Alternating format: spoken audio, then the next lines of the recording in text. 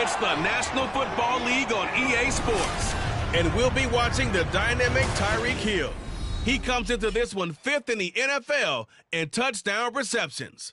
It's the Dolphins and the Cowboys. All that and more coming up next on EA Sports.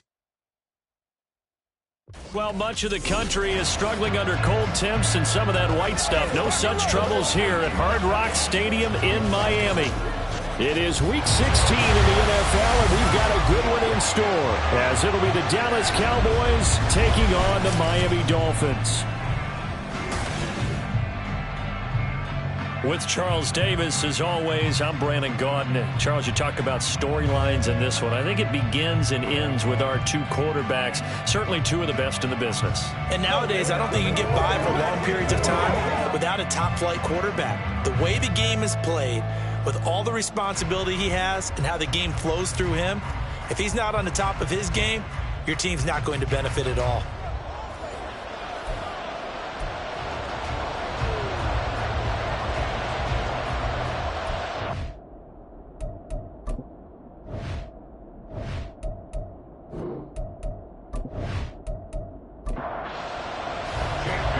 happy Christmas Eve to all. What a good one we have in store as we are underway here in Week 16.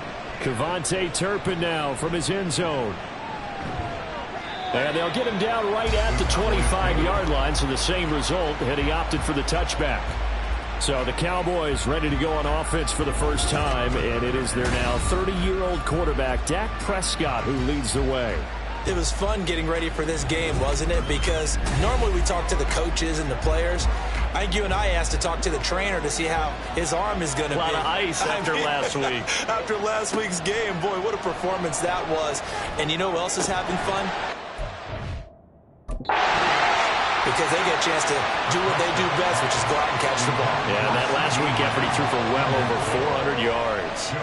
But Charles, as we've covered, they've already clinched their spot in the postseason, so now they just want to avoid adding any additional names to this list before the postseason begins.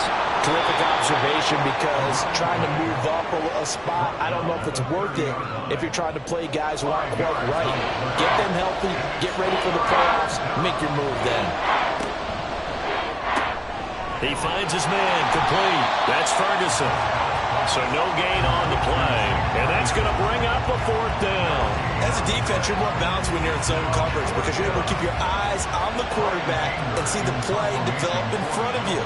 You're able to keep the quick pass in front of them and stop it right at the line of scrimmage. And he'll get credit for putting him inside the 20 as the fair catch is made right at about the 19-yard line. So possession goes over here on the punt, and it'll be Dolphin football. The Dolphins set to go on offense for the first time behind their 25-year-old quarterback, now in his fourth NFL season, Tua Tagovailoa. And there's a lot of good to watch in the game last week. He threw 4 touchdown passes. A little bit of concern throwing the 2 interceptions. Yeah, and the 2 pick. Yeah, you want the ratio really to be closer to 3-to-1 as opposed to the 2-to-1 that he had. But it is something to build on. They did get the win, didn't they? Yep. And nothing doing. He's immediately taken down at the line of scrimmage. Max Crosby, the one who got in there for the stop. The stop for no gain brings up 2nd and 10 from the 20. Throwing now is Tagovailoa. That's complete to DK Metcalf. Well, this defense for the Cowboys, they were terrific last week in the victory over Buffalo. And what keyed their victory? The pass rush. Got to the quarterback 6 times for sacks, and plenty of other turbulence in the pocket for him as well. Hard to throw the ball downfield, and all you're seeing is opposing jerseys come at you. A Miami first down, that one going for a gain of 11. A lot of running backs, a little bit of a disadvantage when you start talking MVP. Might not be the case this year. You think he's got a shot, don't you? I do. I think he's got more than a shot, but what he's going to need here down the stretch this late in the season, he needs that big closing game, that game that we're all going to reflect on and go, oh my goodness, did he put up a number, let's say 200 plus?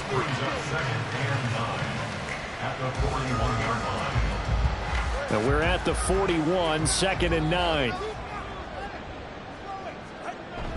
Again, it's Achane. That's a good acceleration there as he's across midfield to the 48-yard line. A Miami first down, that one going for a gain of 11. Well, there's plenty of real estate for him to maneuver on that run, and let's face it, it shouldn't be a surprise. He's one of the better backs in the league. Had to come into this game with the idea, slow him down, otherwise it's going to be a long afternoon. The improv on the scramble there gets him 6, and it'll be 2nd down.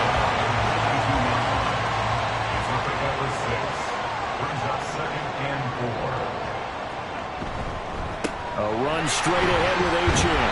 And he'll get it down on the play to the 37. A gain of 5, good enough for the first down.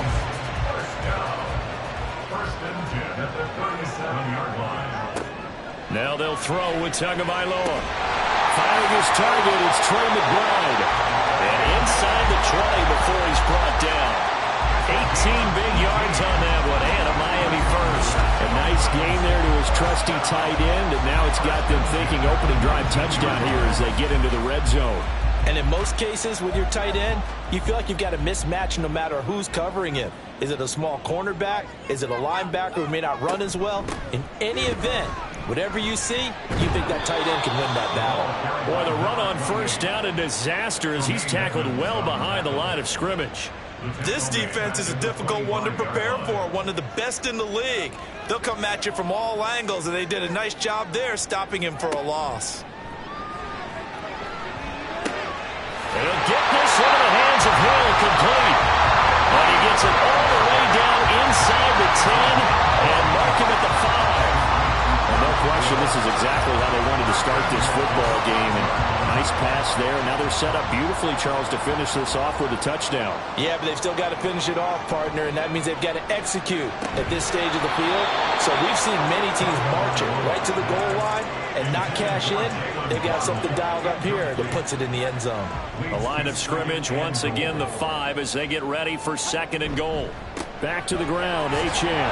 Trying to run inside, but nothing there. It'll go as no gain on the play, and now they're looking at a 3rd and goal. Big play coming here. It's 3rd and goal. Now Tua. To the goal line, but it's incomplete. Brandon, watching their tape from last week, I saw plenty of plays like we just saw there, forcing incompletions. It was key in their win last week. They're hoping the same thing happens this time out, too. And this one is right through. And the Dolphins will jump out to a 3-0 lead. So a pretty good opening drive. That'll make the home fans somewhat happy. They wanted 6, but they got 3 in the early lead. And they should be happy. The guys look good getting down the field. That's got to give them a little bit of hope that good things are in store here today for them. Kevontae Turpin now to return. And they'll start this drive just across the 30. Pretty nice work on the return. 2nd drive forthcoming here for the Dallas Cowboys. And a 3 and out on that first drive. We'll see if they can do better here. They should have a better opportunity because the nerves should be settled now. That first series, everybody goes out with a little extra emotion. So now they get a chance to go back out and say, okay, now we're into the game. Let's go play and play as best we can. You're almost going to mulligan then on that first drive? Sometimes it absolutely serves that way. You get a second opportunity. Nothing big happened. But then again, you didn't commit any mistakes either. Off you go. And this one not going anywhere. They get him at the 44 for a gain of just a yard. These are his numbers from last week's contest. And Charles, how do you think he ran the football? I thought he definitely had his moments. I did think that they could have utilized him a little bit better, and I'm definitely going to keep an eye on him to see how they're going to use him this week. 2nd down, Prescott. Left side to Lamb. And he's got another first down as he's brought down at the Dolphins' 42. A good gain of 14 there, and it moves the chains. And CD, defensively, you're going against a hot quarterback coming off a 3-touchdown game in their victory a week ago. But what's the big key for them to try to slow him down? You ask all the tough questions, don't you, partner? Because with this guy, if you blitz him, he takes advantage of that man coverage and burns you. But if you bring on those extra DBs, he sits back there and does what he wants. To me, it's going to be those DBs. When they catch the ball, big-time tackles really put it on those receivers. A gain of 3, 2nd down. So, CD, this defense, they know that they have to be at their very best when they're taking on a team here that's in the midst of a winning streak. It's now stretched over multiple months, not weeks, months. I think the challenge they put upon themselves is we want to be the guys to end that streak. And what's working in their favor? The winning streak on the other side. Sometimes that carries a burden with it because they feel like they have to play perfectly as well. Let's just go out there and get them is the idea. Throw left side complete. That's Ferguson. And he's out of bounds. Almost gets to the 10. Another nice gain. 16 yards there and a first down again. This drive, it's been a good mix. 3 passing plays, 3 runs. Hitting on all 3 of those passes, and the last one putting him in the red zone. So wouldn't you think play action right here? Because you've got the ability and had the ability to run it in, throw it. Go play action and take your shot at the end zone. It'll go as a gain of 4, and it's 2nd down.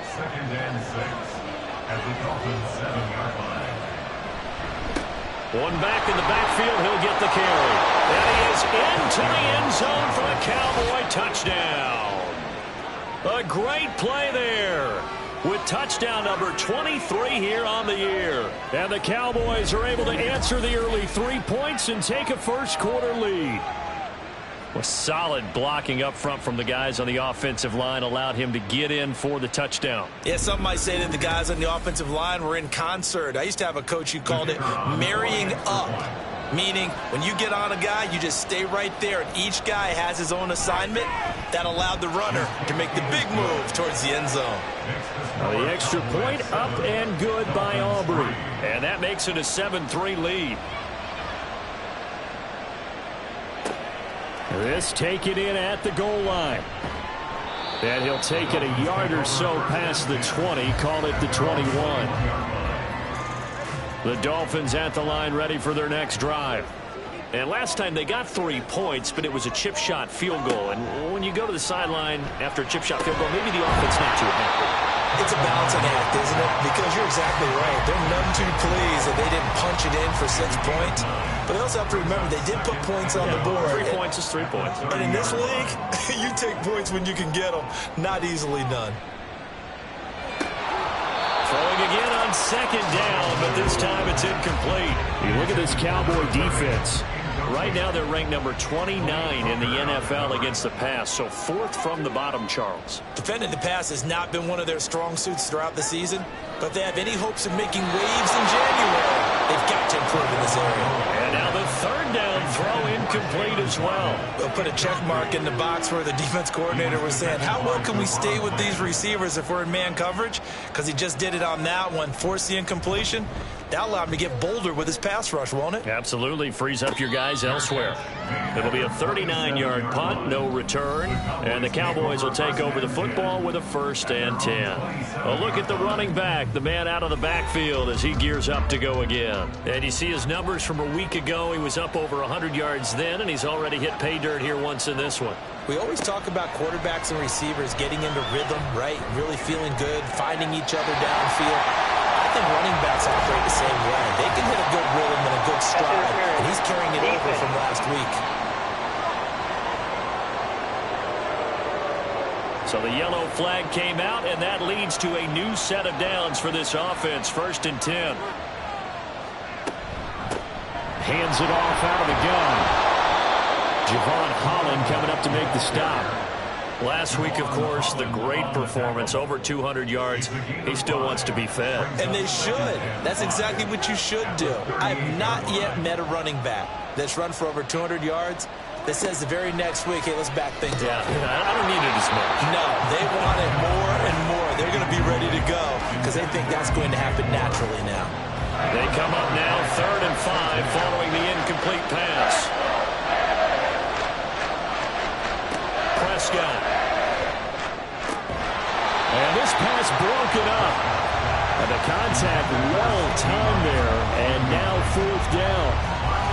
Against a team coming off a win just as your team did the previous week, you talk about being physical all game long. Sometimes being physical is just being on the spot and helping force the incompletion. And they'll wind up getting this one all the way down inside the 20. A big pickup there, 20 yards as they convert on 4th. After one, 7-3 the score on EA Sports. Start of the second quarter, and it's the Cowboys in possession. So from inside the 20, here's 1st and 10 at the 18. They'll throw again. Prescott. Looking left side, and he's got a man. That's Ferguson. They'll give him 4 yards there, and that'll make it 2nd down. A gain of 4. It's now 2nd and 6 at the 14-yard line. Out of the gun. Here's Prescott. Touchdown! Puka Nacua hitting double digits with his 10th touchdown of the season. And the Cowboys are able to widen their advantage.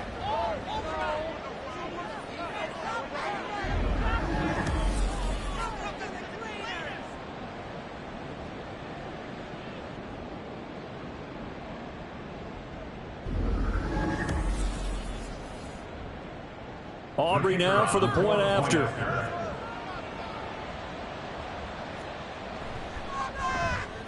And this one's right through to make it a 14-3 ball game.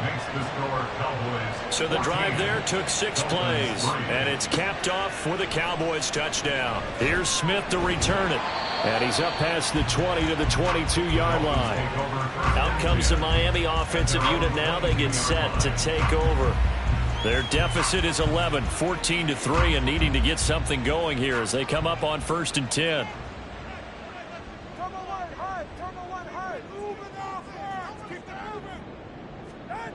Going to the air, Tagovailoa. Out route to Hill, complete.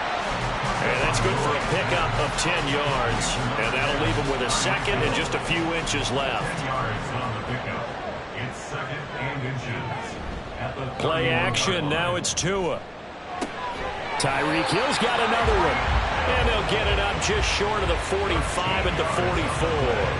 Back-to-back good plays have them on the move on 1st down. 1st and 10 at the 40. Looking to pass. Tua.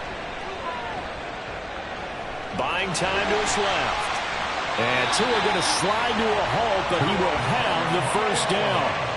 13-yard gain yet again, just like last play. Partner, there's a downside to everything, and the danger of man coverage is if you're locking down your target, you often turn your back to the quarterback, and you don't see him. Sometimes you open up a big lane for him to hit you for big yardage, and that was an astute play by him to scramble out, see that lane, and burn them for a 1st down.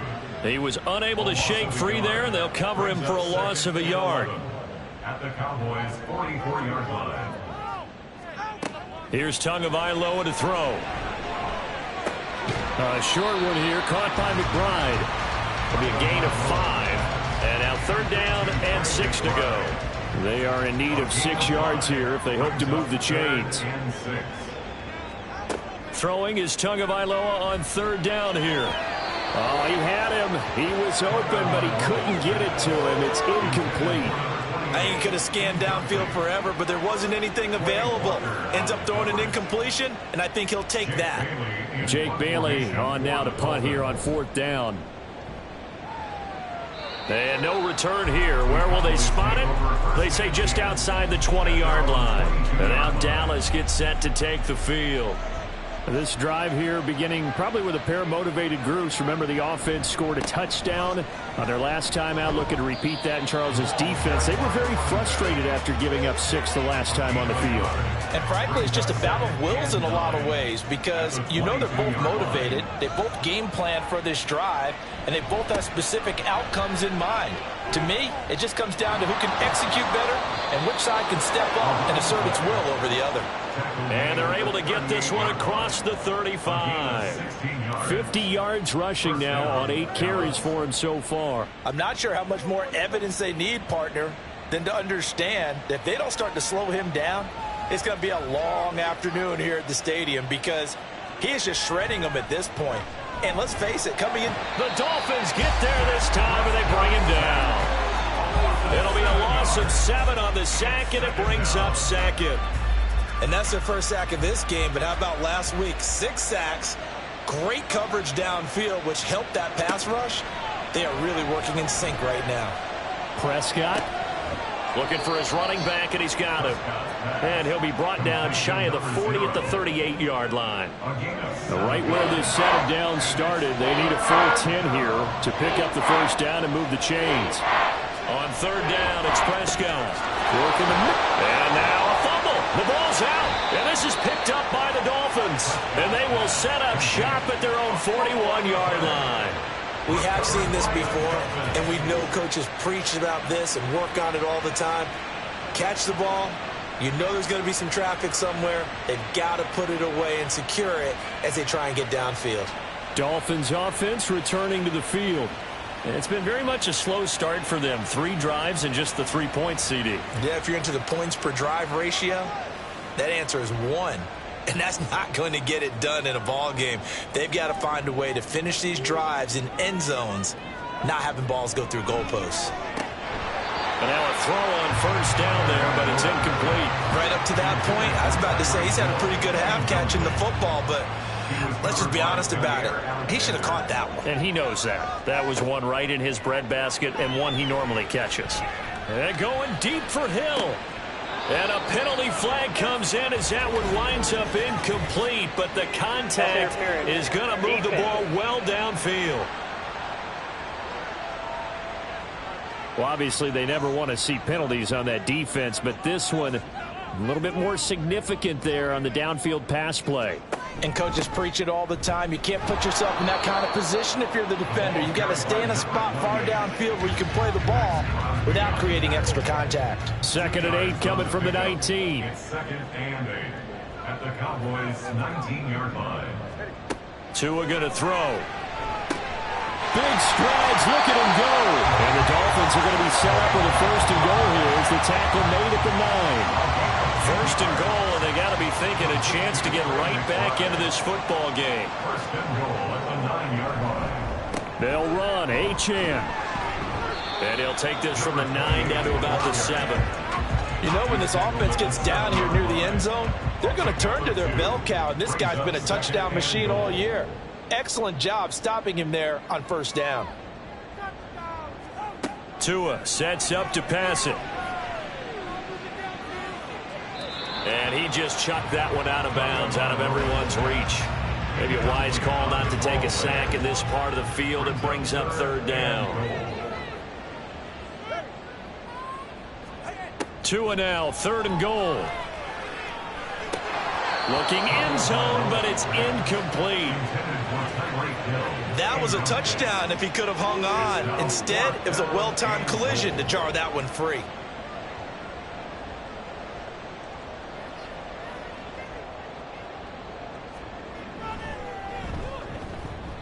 And his kick is good.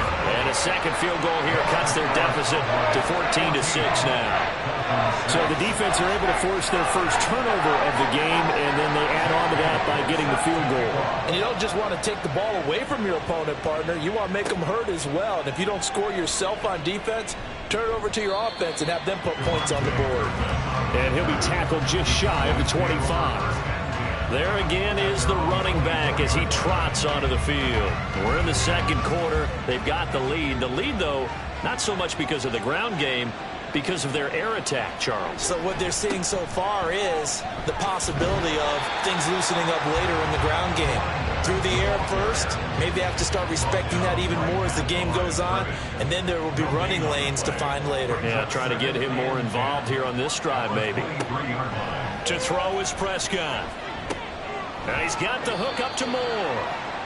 Give him a gain of 5 on the completion. And that's going to lead to a 3rd down. They'll need 5 on this play to move the sticks. Prescott from the gun on 3rd. He's got his target. That's complete. And he has a big gain inside the 40 before being dropped. And a big 32-yard play on 3rd. When they've needed a play this year, he's certainly been the guy to deliver it. As this season has gone on, he's been awfully consistent and sometimes spectacular. So how about that for a chain mover? They're all the way down inside the 40 now for 1st and 10. Prescott now. Out of his hands quickly to CeeDee Lamb. That'll go for a gain of 7, and it'll be 2nd down. Brings up 2nd and 3 at the Dolphins' 31-yard line. And they'll run on the inside handoff. And he'll be brought down at the 27-yard line. 4 yards the pickup, 1st down. And Brandon, you know that expression? He just does what he does. It sounds trite, doesn't it? But in this case, it's perfectly apt. This is one of the better runners in the NFL. And all he does is just find avenues, find ways to pick up key 1st downs and big runs. And we've hit the 2-minute mark in this 1st half of action. Coming up at halftime, I'll go from one personality, that's you, Charles Davis, to another one in Orlando, the coach. He'll have stats and scores from around the NFL. You and Jonathan Coachman both larger than life. No doubt about it. But you're stuck with me in this booth, yes, and he's miles away and smiling. And happy. Options galore here, 2nd and a few inches. At the 18-yard line. Here's Prescott. And it's knocked away and incomplete. I see the surprise in your face there, partner. That is a rare incompletion from him. He's been on point this entire game. He has percentage completion-wise way up. Not that time. 3rd and short yardage. Prescott. Able to find the open man. That's complete. And the Cowboys are going to have a 1st and goal coming up as they find a way to convert there on 3rd and 1. I think he has to be saying to himself, how did that not wind up a touchdown? Remember, you just need the tip of the ball to cross the plane. It's not going to get there, but they're going to be set up in great shape with 1st and goal.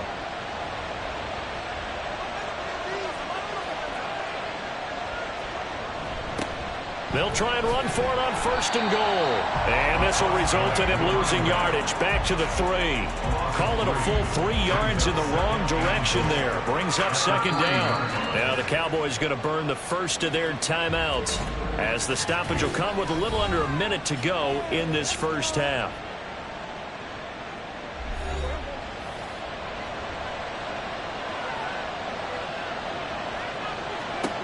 Prescott now on 2nd down. To the end zone, but it's incomplete. Now you got 3rd and goal coming up, and couldn't you imagine being in that huddle, partner? You know they're looking at each other saying, we can't come away with just 3 points after this drive. Yeah, they've covered a lot of ground. They want more than that 3. Now a 3rd down throw, but it misses the target, incomplete. So it's been a long drive. They've held the ball for quite a while. Now what do you do here? Well, to me, at this stage after this drive, this close to the goal line, 3 points would be a letdown. I'm going for it here. And his kick is right there. It's good. So a long drive gets him down inside the 5, but ultimately they settle for just the field goal. And I have to think that if maybe they were a yard closer, that would have made their decision tougher, and I think they likely would have gone for it. But in this situation, they just decided to take the 3, and I think it was a smart move. And he returns this to the 22. The Dolphins taking over now late in this first half. Well, not much time remains here in this first half. We'll see if they can get something out of this drive, at least a field goal. They could certainly use it, down by 2 scores. Tua now on 1st down. A short one here, caught by McBride. Now the Dolphins going to burn the first of their timeouts as they'll stop it with just over 40 seconds to go in the first half. Tua's throw complete to McBride. And he'll be out of bounds across the 30-yard line. 1st and 10 here, and you know, if they could just get 3 out of this, something about whittling it to a 1-score game at half that might provide a psychological boost. And he'll protect himself at the end here as he winds up getting pretty decent yardage. The Dolphins going to take their 2nd timeout. Throwing now is Tagovailoa as they get it right at the 32nd mark of this first half. Now the Dolphins will use the last of their timeouts. And with halftime on the horizon, they'll be out of timeouts from here forward. Catch is made by Metcalf. And he'll go down, but not before getting this inside the 30.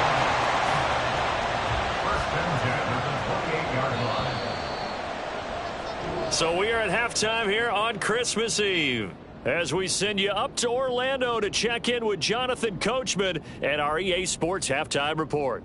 All right, Brandon, thanks very much. Welcome in everyone to this Christmas Eve edition of the EA Sports Halftime Report. So let's get to it.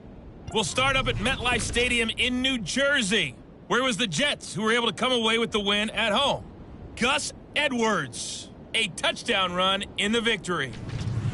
From there, we're off to check out another game. And they were winners in that one as they defeat the visiting Seattle Seahawks. Derrick Henry, over 100 yards rushing with a touchdown run. Lastly, we head to the Gulf Coast and check on the Bucs at home in Tampa. And they trail in that one as it's the visiting Jags who are out in front. A couple of touchdowns there for Travis Etienne.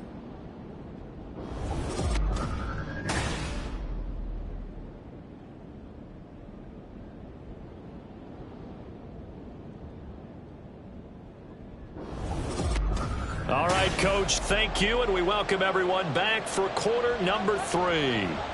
The Dolphins down on the scoreboard, but they'll have it first as we get going in this 3rd quarter.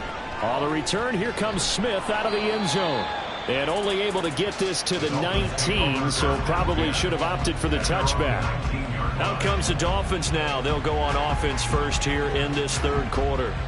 And Charles, some things to like about that first half. Ultimately trailing here, but certainly this deficit is manageable. So curious to see what adjustments they may have made at intermission. As am I, because I think things bode well for a possible comeback, because I thought one of their best reps in the first half came through the passing game. They were hitting the open receivers, taking whatever the coverage gave them and making it work well for themselves. Now, they just want to pick up the pace of scoring a little bit.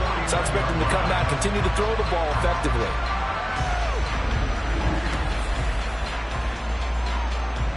The big play has them all the way out near midfield for a 1st and 10. Now Tua. Throw right side, going to be caught here by Waddle. Short completion, just 4 yards, and that will bring up 2nd down. 4 yards on the pickup. 2nd and 6 at the 46. Here's Tua. And this throw incomplete. Well, the defender all over him that time, and it's going to lead to 3rd down. Incomplete. He was defended by the wrong plan. Going to the air, Tagovailoa. And he is caught. And he is out of bounds, but not before he's inside the 30. The Dolphin passing game rolling here. They've got another 1st down.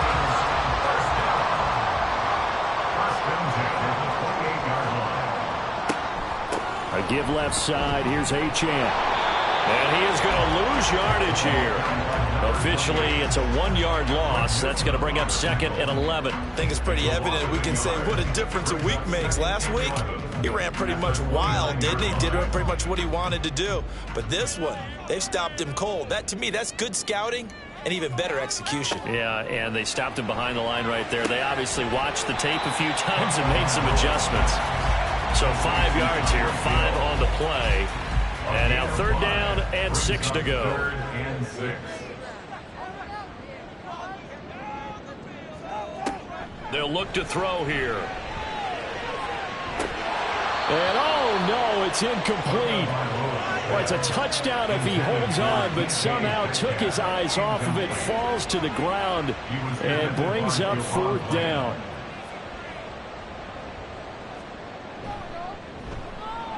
And his kick is good.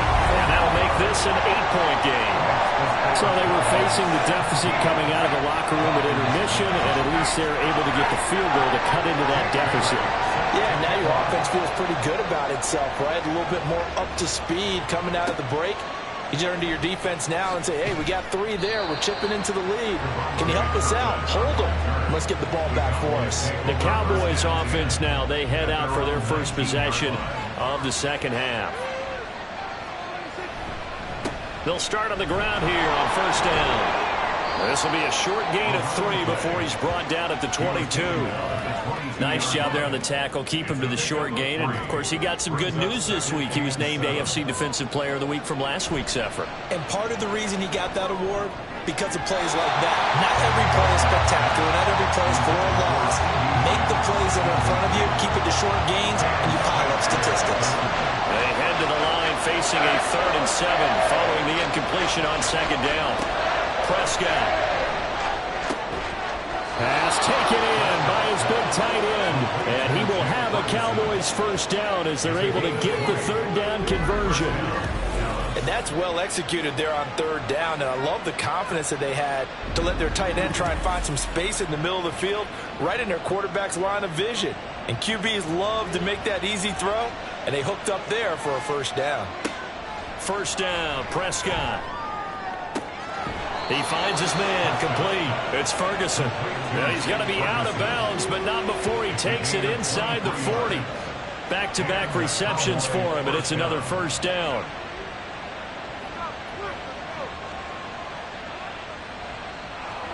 They'll throw again. Prescott. And that is incomplete. He couldn't hold on through the contact. Brings up 2nd down. Incomplete. Cam Smith there defensively.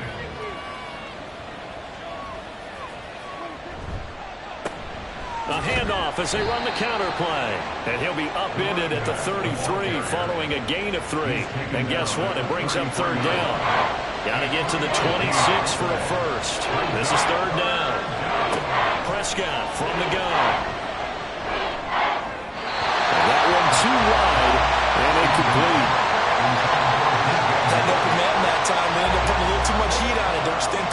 Absolutely, just needed a touch more air under it. Instead, he fired an absolute bullet. And his kick here is good. And that will extend their lead even further. So the lead grows here incrementally, but I think the way their defense is playing, you feel okay with just getting 3. They've definitely been stout so far, but now that could all change because if one guy gets loose for 70 yards, this is a different game. But as it stands, field goals are good. Just keep adding to that lead. And he won't get this to the 20-yard line as he's down at the 19. The Dolphins offense now working their way back onto the field. And tough to win games if you're going field goal, field goal, field goal here. They got field goal last time. Now they'll be looking for a touchdown. They're looking for the big chunk now because, as you noted, the field goal, field goal, field goal way of doing it makes it that much harder, puts more pressure on every possession for you now. Go ahead and get 6 and feel a lot more comfortable about the position they're in. Bigger chunks. We'll see if they can get the score. And they'll blow that one up back at the 16-yard line. It goes as a loss of 6. And now 3rd down. And not an easy spot here. They'll be in search of 13 yards to try to pick up the first. Now on 3rd and long, they'll look to throw. And that will be incomplete. Well, this is just a continuation of what we saw in the first half. So much for the fresh start to begin the 3rd quarter. Still off-target throws, no rhythm throwing the football, and obviously no touchdown scored in this game. And the punter Bailey on now as he sends this one away. And he'll take it just outside the 40. A pretty good punt, but a nice 13-yard return. And the Cowboys are going to take over in great position here with a 1st and 10. At the 46-yard line.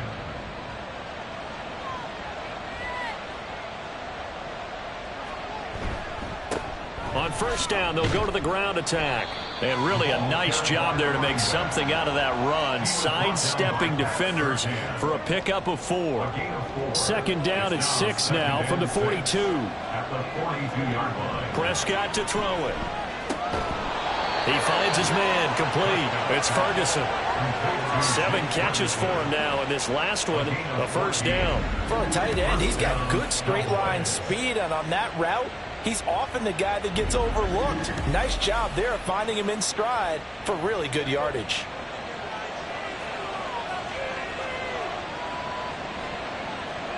Prescott on 1st down. Pass complete there to Nakua. And they'll work it inside the 15-yard line before it's all said and done. Back-to-back nice gains. That one for 14 yards and another 1st. From the red zone now, Prescott. Touchdown, Cowboys! Puka Nakua with touchdown number 2 in the game and now 11 on the year. And the Cowboys add 6 to their lead. In order to lead in a game, you're going to get plenty of contributors, but that's his 2nd touchdown catch of this game. He's one of the key guys in this one. And you better believe he'll be looking for the hat trick here as this one continues to go. Aubrey now for the PAT.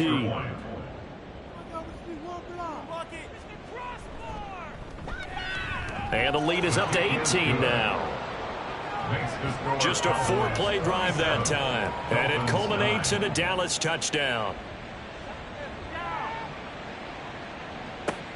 Out of the end zone comes Smith. And the decision to bring it out, not a good one, as he's tackled at the 15. The Dolphins offense now heads back on the field. I kind of feel like they've reached a do-or-die point in this game, Charles. If they're going to try to pull off an impressive comeback, it has to start right here, right now. Yeah, now they've got a final chance to get out of this situation, but they also understand they've got to move the ball and move it fast. In addition, they need to save as much time so they can get 2 more possessions. A good pickup there, 21 yards. One play has him to the 37 here for 1st and 10. Up the middle, Achane. And he is going to be stopped cold behind the line of scrimmage. Hustling through to break that play up, Max Crosby. You got to figure the further they fall behind, the more you think that they'll get away from the run. They're trying to stick with it, but the results, they just aren't there. So a step in the wrong direction. Now they'll look to make amends on 2nd and 14. Looking to pass. Tua. This will be caught. It's Waddle. It's a big play there for Miami. 47 yards. Already over 1,000 yards receiving this season. That catch is just going to add to his total. Certainly not resting on his laurels. He's trying to continue to gain as many yards as possible and continue this big season.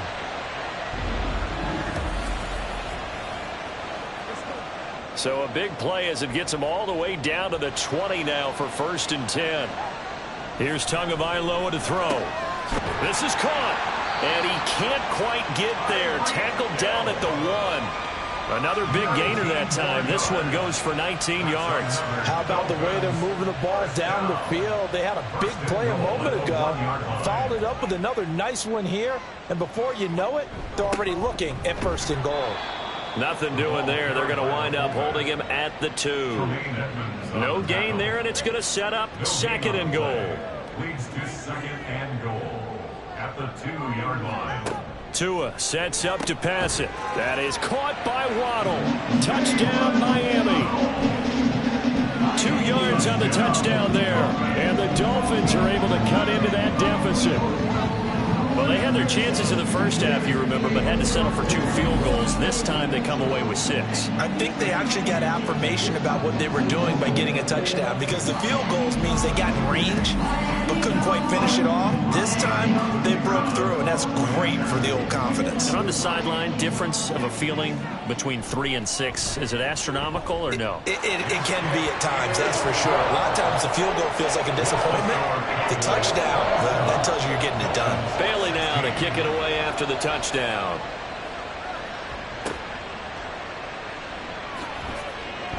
And some good special teams coverage as they bring him down just outside of the 15. And now here come the Cowboys.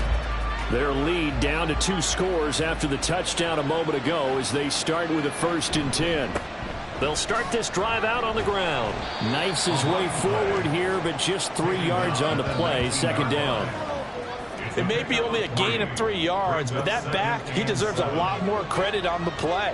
That could have easily been stopped at the line, but his vision and his determination found some space to turn it into that modest gain. They try to throw on 2nd down, but this one is incomplete. Well, you most certainly don't want to go 3 and out here and get the football right back, because your friend, Old Momentum, he's wondering if he should change sidelines about right now. And if you don't convert here, guess what? He's going to make the trek to the opposite side, and all of a sudden, you've got a battle on your hands. A nice pickup of 23 on the 3rd down conversion. And now we get into the psychology of the whole thing, because a lot of teams with a 2-score lead in the 3rd quarter, they almost become defensive with their offense, just playing not to lose. I think with this team, you got to figure at this point, this is a great spot for them to go into attack mode, really try and put the hammer down and finish this one off. Prescott looks to throw on 1st. He finds his man, complete. That's Ferguson. And he'll go down, but not before getting this inside the 30. That one nearly 30 yards, 29 officially. And with that last play, he's now up over that 300-yard mark. And in today's NFL, it almost feels routine. And I hate that when you talk about a 300-yard passing game. To me, 300 yards still signifies excellence, and he's achieved that in this performance. Meanwhile, Dak's throw here into the hands of Moore. And he's down inside the 5 at the 4 before he's out of bounds. A good pickup there, 26 yards. 2 big plays in succession. Not sure this D knows what hit him, but now they got to get ready. It's 1st and goal. Now Prescott. Touchdown! 3 touchdown passes now for Dak Prescott. And the Cowboys are able to extend their lead in the final seconds of this 3rd quarter. That drive that really increased their cushion felt very military to me. Very precise, methodical. That's one of the words you've taught me. And they just got it done. And slowly but surely now starting to pull away a little bit. Things looking good for them here in the 3rd quarter. Not only pulling away, but you mentioned that slowly but surely. You also drain clock, too, with a drive like that. So you really give yourself an advantage. Aubrey good with a PAT. And the lead is up to 18 now. We're off to the 4th quarter here on Christmas Eve. We'll return with more after this break. You're watching the NFL on EA Sports. Back now in Miami, where the fourth quarter will begin with a kickoff following the score on the final play of the third quarter. On the return, here comes Smith out of the end zone. And he had no room to run as he's tackled down inside the 20. Miami set to take over. That 5-game win streak is ticking away here in the fourth quarter. Just haven't been as sharp in this one. Over the middle and complete to Waddle. Only able to gain a couple there, and that'll bring up second down. A gain of 2 brings up 2nd and 8 at the 20-yard line. Tua going to throw. They set up the screen. Achane has it. And he's going to get this one across the 30-yard line. A 10-yard pickup, and it's enough for a Dolphins first down. 31-yard line. Back to throw here. Now they go screen. It's complete. And he's going to get a solid gain of 9 before being brought down. 2nd and right at a yard. To number 28. A gain of 9 brings up 2nd and 1 at the 40-yard line. Now they'll try and set up the quarterback draw here. And a solid run here as he'll pick his way down to the 42-yard line. And that'll go for a gain of 18 on the keeper. First down. How about that there? No frills, no additives, right? Nothing crazy. Just find a way to pick up the first down. A nice run right there. So from Cowboy territory now, here's 1st and 10 at the 42-yard line. Throwing there, but this pass is going to wind up incomplete. That's coverage you'd expect to see in a tie game late. Not in a lopsided game like this. They are not letting up. Tagovailoa to throw on 2nd down here. Tyreek Hill. And all the way in for a Miami touchdown. Tyreek Hill, 42 yards. And the Dolphins have got it back to a 2-score game here in the fourth. So a little bit of a letdown there defensively. I mean, look, you're still 2 scores to the good, CD, but things may be a little more uncomfortable than they had hoped. Yeah, if you kept them out of the end zone there, this game's over. You've locked the door on them. Instead, it's still open a little bit, and they've got a puncher's chance.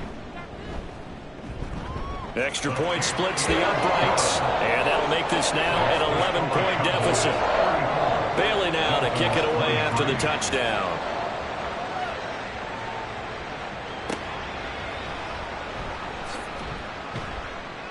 And a nice job there on special teams to limit him to inside the 15 as he's dropped at the 14.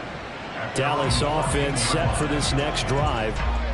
Well, there are 2 scores on the plus side. Still time here in this fourth quarter, but maybe you start thinking about playing keep away? Yeah, I think here's the situation. You're not thinking touchdowns anymore. You're just thinking first downs. To keep up with your theme there, playing keep away, first downs, they can't touch the ball. And he gets this one just shy of the 35 to the 34. An ideal beginning of the drive there as they'll get 20 and a first down.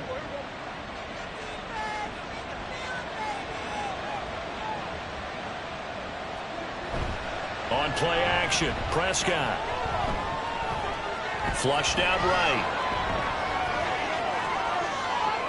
And he'll even avoid the contact in the end as he will finally slide to a home. Big yardage there on the scramble. It gets him a first down. Let's give him the credit he deserves because he can really do no wrong. It's got to be demoralizing for a defense to have someone who can cut up your secondary all game long with his arm and then rip off a huge gain like this with his legs. A championship effort from that man under center.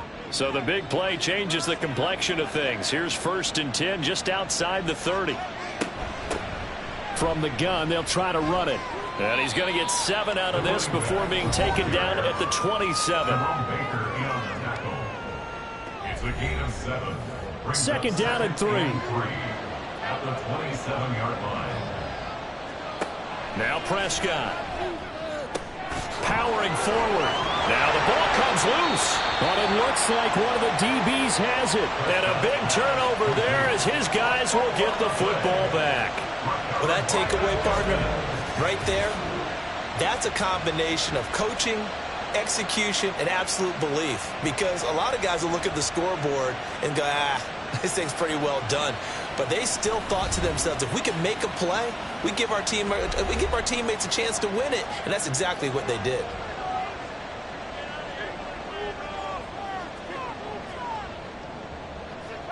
Following the fumble recovery, here's Tua. And he will lose yardage here back to his own 6. But despite the completion, they're going to wind up losing 3 there. Second down. This possession means so much for them. They've got to focus on this drive and find a way to make this a one-possession game. Yes. Got to get a score. Yeah, so good with a field goal. Don't necessarily need a touchdown. Throwing now is Tagovailoa.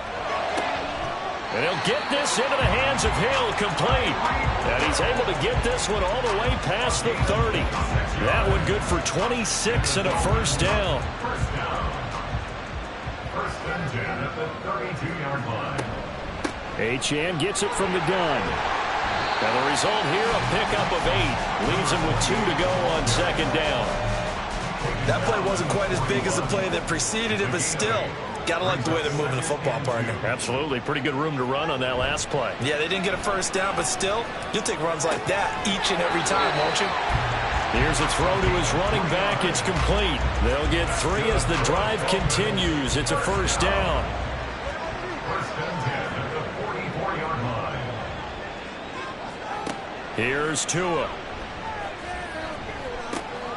This one thrown underneath to Achane. Call it a gain of 3 on the play, and it'll be second down. 3-yard pickup brings up second and 7 at the 47-yard line.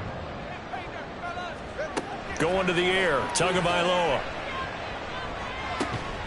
Throw caught by Achane. And he's going to have another first down here as the tackle's made at the Cowboys' 37. A new set of downs after a strong pickup of 16 yards. You cannot write these guys off just yet, not with a quarterback like that under center. You mean it actually crossed your mind with him running the team that you could actually maybe write this game off? Not yet. Not a chance. Not with him. We've seen it too many times. Throwing on first down, but this one winds up to be incomplete. They had their backs up against the wall a little bit, and they come through by forcing an incompletion. Now they've got to continue to ratchet up the intensity a couple of more times and get off the field before giving up any more yardage. And he's going to have another first down here as the tackle's made at the Cowboys' 23. A really nice pickup of 14 yards, and it moves the sticks. First and 10 at the 23-yard line. Now Achane on first and 10. Yeah, boy, this defense again really making things tough on him as they stop him for no gain. Under 4 to go now as the clock runs and they come up on second down. Achane here, they stay on the ground. And this time he's going backwards. So after the no gain on the last attempt, here they get him behind the line. On third and long, it's Tagovailoa. That is caught by Waddle. Touchdown, Miami. Jalen Waddle, his second touchdown of the afternoon. And the Dolphins have made it a one-score game again here in the fourth. I know Paul Revere talked about by land or by sea, right? You know, 1 by land, 2 by sea. He didn't mention air because right now we're seeing a big-time performance, aren't we? That's 2 touchdowns so far in this game. Where'd you pull that one from? And, you know, every now and then I actually listened in history class. And you're just a scholar all the way around. You're reading all the time. I like that you fit that into the broadcast. You know, I just grab a nugget when I can.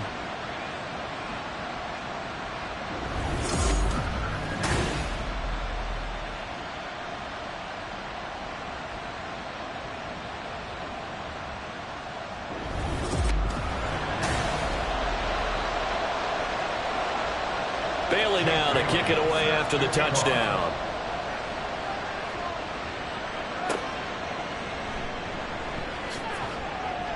And he will make it to the 20-yard line and no further. There's DJ Moore as he and the rest of the offense head back out there. Let's see here, Charles. 6 catches, over 100 yards. call that a pretty good day at the office. And I love the accumulation, the catches, the yardage. That means he's having a pretty good impact on this ball game and really helping his team out in a big way. Means he wants the football again, right? And it's funny because some of these receivers are very vocal about how much they're getting it. Others are quieter, but they still let you know, give me the ball, I'm going to make a play.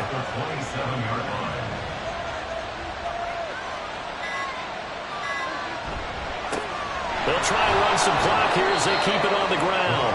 And this is going to be a Cowboys first down as he'll take this up to about the 33-yard line.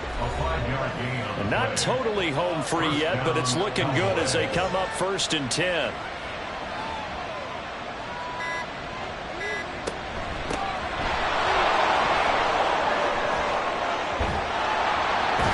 And he'll have it past midfield almost to the 40 before being taken down.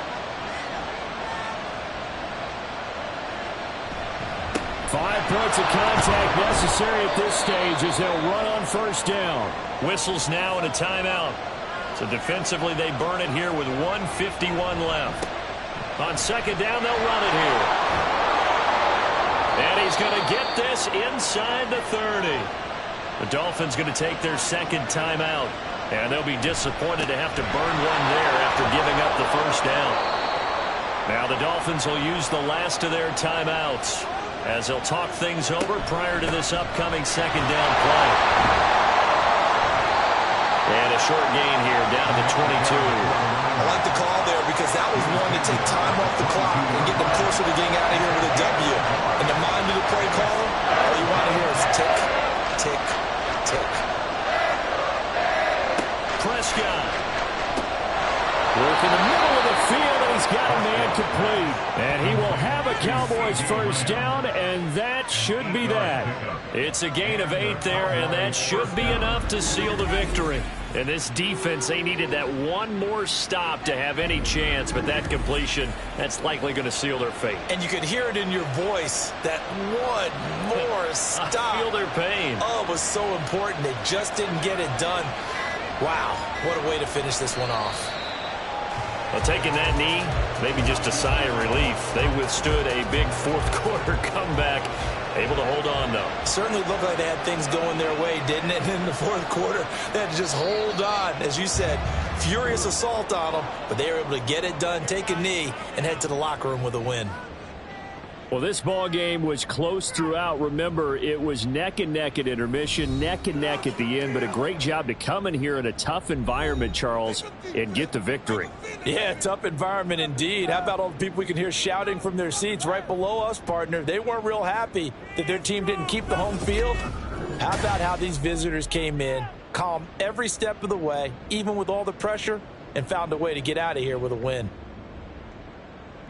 So for Dallas, it's another win for them, and you wonder if they want a redo on that one loss as they sit now at 14-1, and they will head back home next week. Meanwhile, for Miami, it's a loss that could wind up hurting a little as they fall now to 11-4, and they'll be on the road next week for a matchup with the Baltimore Ravens. So for our entire crew, alongside Charles Davis, I'm Brandon Gaudin. Thanks for watching, everybody. We'll see you next time.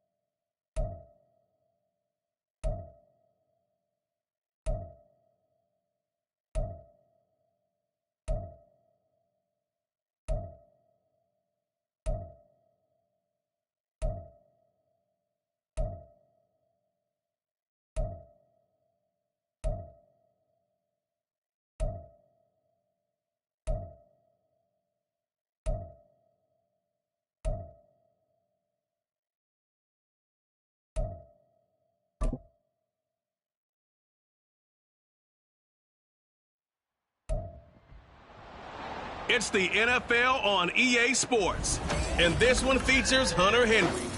He's over 1,100 yards receiving so far and looking for more. It's the Ravens and the 49ers on Monday Night Prime Time.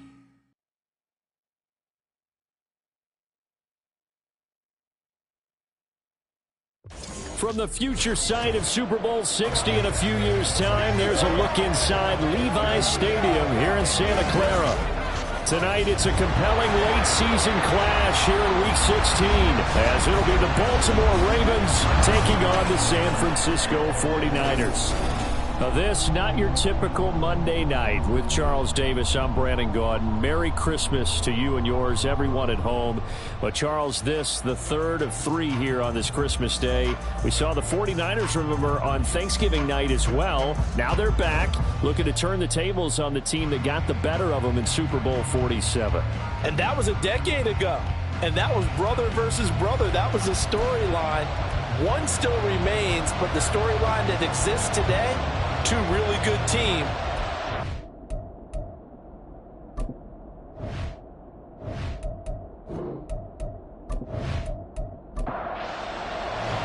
It's the nightcap to a big Christmas day full of football. The Ravens and the Niners. Off we go from Santa Clara. And no run back on the opening kickoff. It'll come out to the 25. So here's the first drive now for the 49ers. And they'll be led out by their left-handed quarterback. And they are in rhythm on offense because of him. I mean, right now he's got everything going the way he wants to, finding the receivers the way he wants to, looking over defenses. No interceptions is the number I lock in on. Before a touchdown pass isn't so bad either. Yeah, what a game he had last week. And he will lose yardage here back at the 23-yard line. Call it officially a loss of 2 on the first play from scrimmage. Second down. I like the strategy. Extra tight ends, extra beef. They want to run the football, but that means they probably want to run it inside. If you get strung out on the perimeter, you're in peril. Yeah, we saw the result, negative yardage.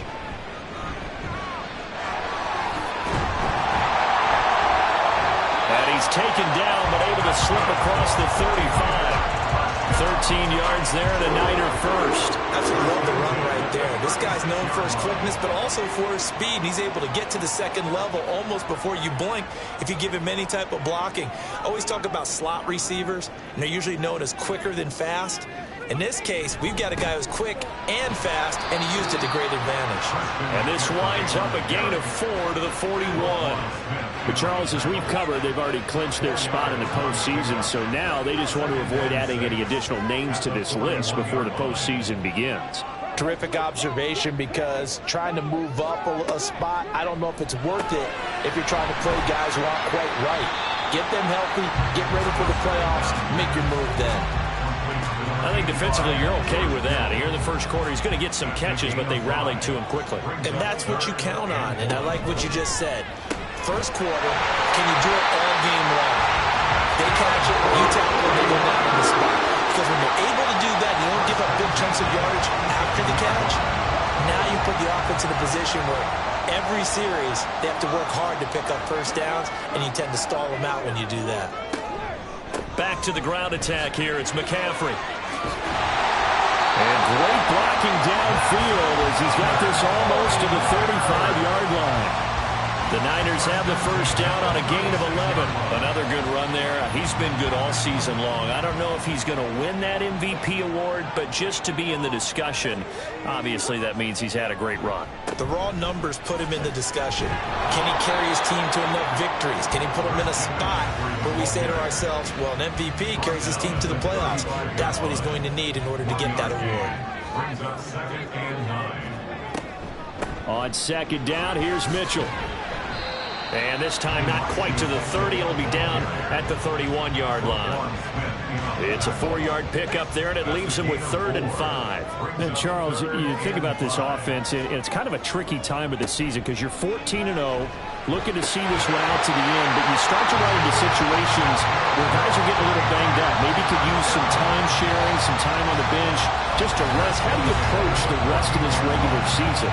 I'm telling you, you don't ask the easy stuff, do you? I mean, you created a heck of a situation there, and actually you didn't create it.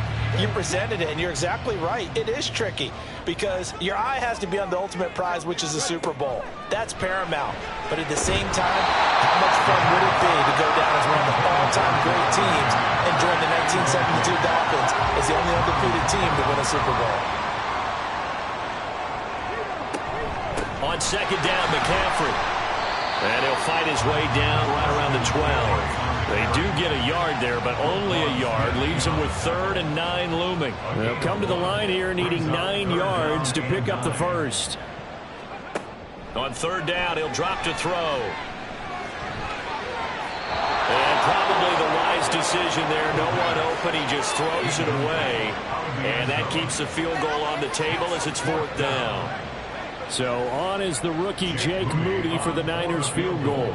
From the left hash, a chip shot here. And his kick is indeed good.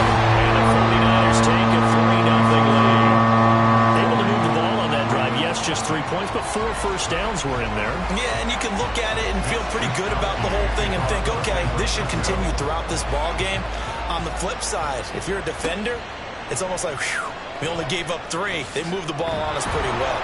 And he'll be stopped right around where he would have been had he gone down to a knee, maybe a yard shy of there at the 24. The Ravens offense set to go to work, and it's Lamar Jackson now in his 6th NFL campaign who will lead the way. Well, he did go 2-2 in the last ball game. Well, actually, he went 2-2-1, with the 1 being the victory. Yeah. That's the bottom line there. But wasn't it funny at practice? He threw one when we were watching, threw an interception, and the defense got on him a little bit, good-naturedly, but they're letting him know, you got to cut down those interceptions. We can't bail you out all the time. Yeah, 2 touchdowns, 2 picks, but as you said, they got the win in that effort last week. A 3-yard loss to start the drive. They'll look to make that up and then some on 2nd and 13. To throw is Jackson. And they're able to get this one across the 35. Lamar Jackson, such a threat with those legs, able to improvise and get the first. No surprise to see him running again here. It's something he's done throughout this season. And that run puts him over 500 yards on the ground for the year.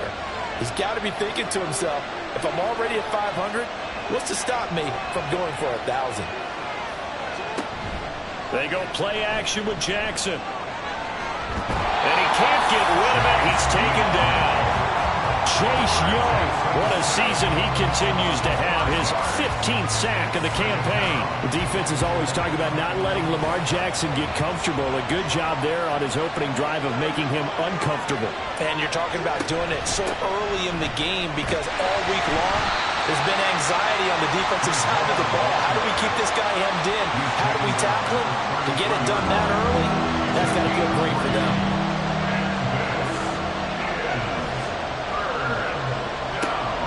On 3rd down, here's Hall. And he'll get this up only to about the 33. Just a 1-yard gain on the play, and that'll be a call to the punt team as it's 4th down. Well, they got off the field on 3rd down. An excellent job, an excellent defensive series. We always talk about adjustments and usually only at halftime. But the best teams adjust series to series. And on that series, they adjusted so well that they got the job done in fine style. He was only asked to punt once in the victory last week as he sends this one away. Now Hill to return it. It's a 40-yard punt, 6 yards on the return. And the Niners will go on offense, 1st and 10. The 49er offense, they're coming back out onto the field, and we're going to give you a look at the playoff picture now into the weekend in the NFC. And for them, it's no longer a question of will they make the playoffs. They've clinched the division title. The question, can they hold on to that #1 seed? And this is where the mental fortitude comes to play, doesn't it? Because now you're not just the coach talking about it, this team talking about it to each other, supporting each other, carrying each other along, because having that #1 seed means everything in the NFL. It does. So even though the division title's clinched, shouldn't take the foot off the gas. No, not at all. Play it all the way through, and I think we've seen that in recent years in the NFL. The teams that play and play to win each and every game, they're the ones to deal with in the playoffs. And able to get this one across the 45 before he's brought down. They'll get 17 on that one, and the Niners have a 1st down.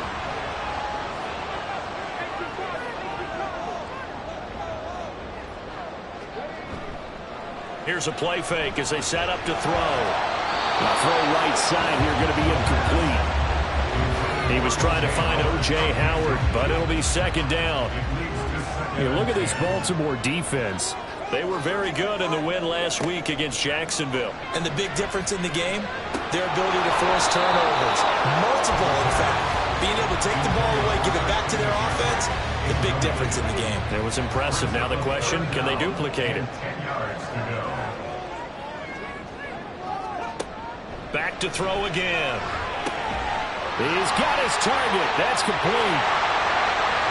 Still on his feet. Touchdown! Fires!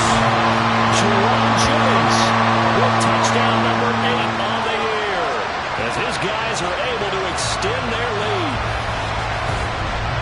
Charles, every time that he makes one of these plays, I think the front office, they get a bigger and bigger collective smile because they feel more confident that they have found their guy, their future at quarterback. And they should feel that way. It's obvious he's a big part of why they have such a good record this season. You're right about the bright future as well, and by association, a bright future for the franchise too. Moody good with the extra point. And the lead grows to 10-0. 5 plays there on that drive. And it's polished off by a touchdown for San Francisco. So an early 10-0 lead for them now as they kick it away. Taken at the goal line. And his guys will get the football right at the 20-yard line.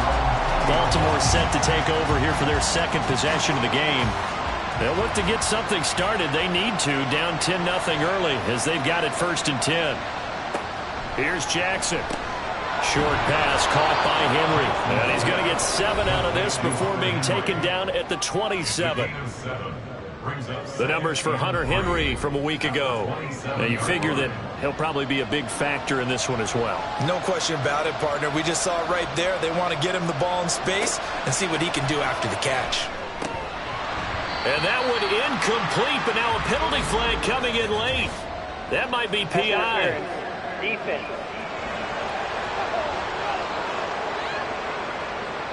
So a PI call going to cost him there defensively. What did you see? Well, I think it's the right call, partner, because sometimes we'll see officials kind of let them play. But by the letter of the law, that's definitely a penalty. The completion, but they go in the wrong direction. A loss of yards, and now they're dealing with a 2nd and long. This defense for the Niners, they were excellent a week ago in the victory over Arizona. Yeah, and what stood out to me on tape, the way they were flying to the football. So that tells me that they've got all their assignments down, and they're playing with extreme confidence. And he'll be taken down, but not before they work it across midfield. That one, a gain of 20 and a 1st down. You can almost hear the sigh of relief coming from their sideline and from their point on the field because this has been a tough start for them thus far. A much-needed 1st down there. They've needed something good to happen. Plays like that will continue to help them dig out of this hole. On 1st and 10, it's Hall. And not a whole lot of room to operate there on the 1st down run. He gets maybe 3. 2nd and 7. It's a pickup of 3. Brings up 2nd and 7. Jackson now. Short pass caught by Henry. A minimal gain as we tick down inside of a minute remaining in the opening quarter. You look at this Niner defense. This unit 3rd best in the NFL in stopping the run.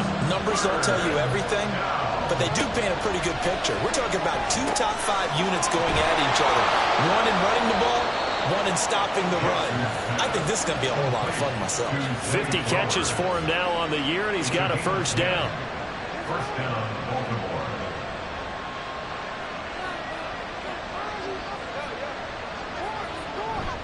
Back to the ground with Hall. And he'll be taken down here as it will take us to the end of the 1st quarter. 10-0 the score after 1 on EA Sports.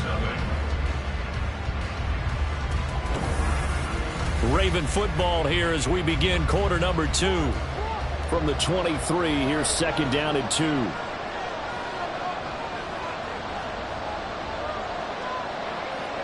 Here's Jackson to throw.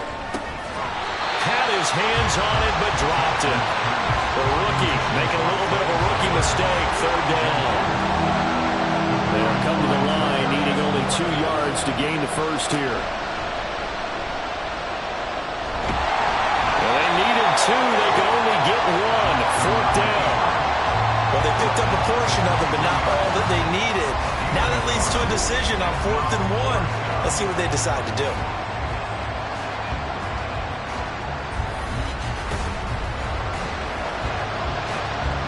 So Jackson will head to the Ravens sideline, and on comes Justin Tucker for the field goal try. That's a 40-yard attempt from the left hash. Tucker's kick is good, and they get themselves on the board here. It's 10-3. So it's 4th and 1. They wind up taking the 3. I'm not sure that offensive unit, judging by the sideline, Charles, was in 100% agreement with the decision. No, not at all. But the head coach has final call on this. We know that. But let's face it, offenses want to feel like, hey, you believe in us, let us go for it. We'll see if that is a problem for them moving forward in this game.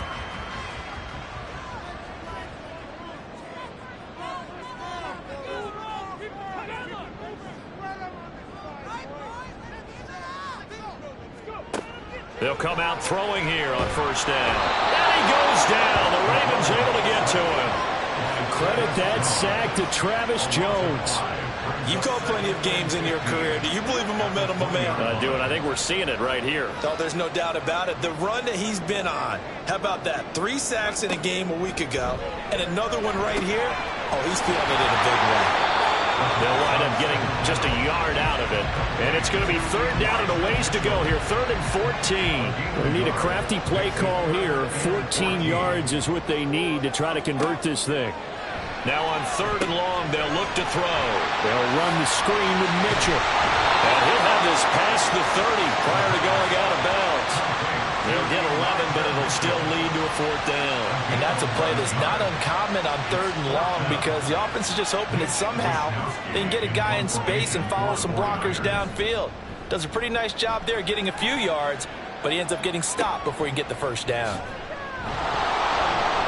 It's a 45-yard punt, but a decent return there of 9 yards. And the Ravens, they'll take over. Jackson and the Ravens come up now 1st and 10, just shy of the 30.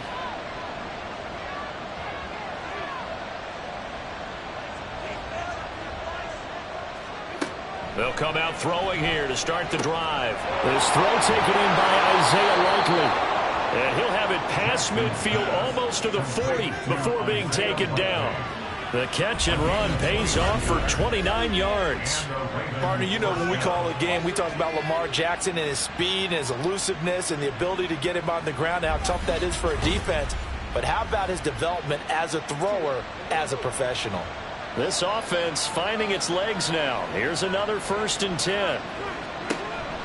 Option play, here's Hall. And this will leave him a yard short. Nice pickup of 9 yards on 1st down. 2nd down and a yard. Brings up 2nd and a yard. Jackson. And that one to the right side and incomplete. The offense on 3rd down tonight, just 1 for 3 thus far. They're up against a 3rd and 1 situation. Jackson hit, and he lost the football. And all the way in for the Ravens touchdown.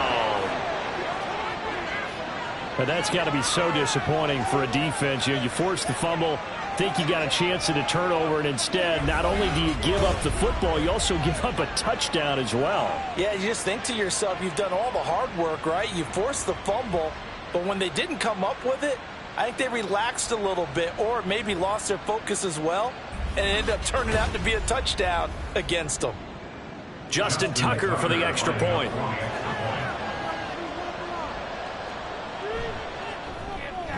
And he'll put it through, and that evens us up at 10 apiece.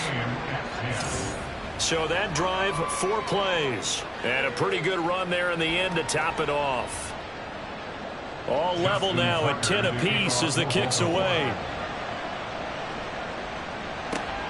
Hill is going to take it out of the end zone.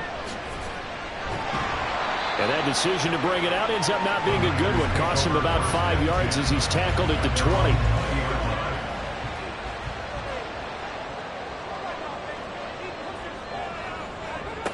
They'll try and start this drive in the air. This will be caught. It's Samuel. And he'll be corralled well upfield right around the 40-yard line. Great way to start the drive. 20 big ones and a first down.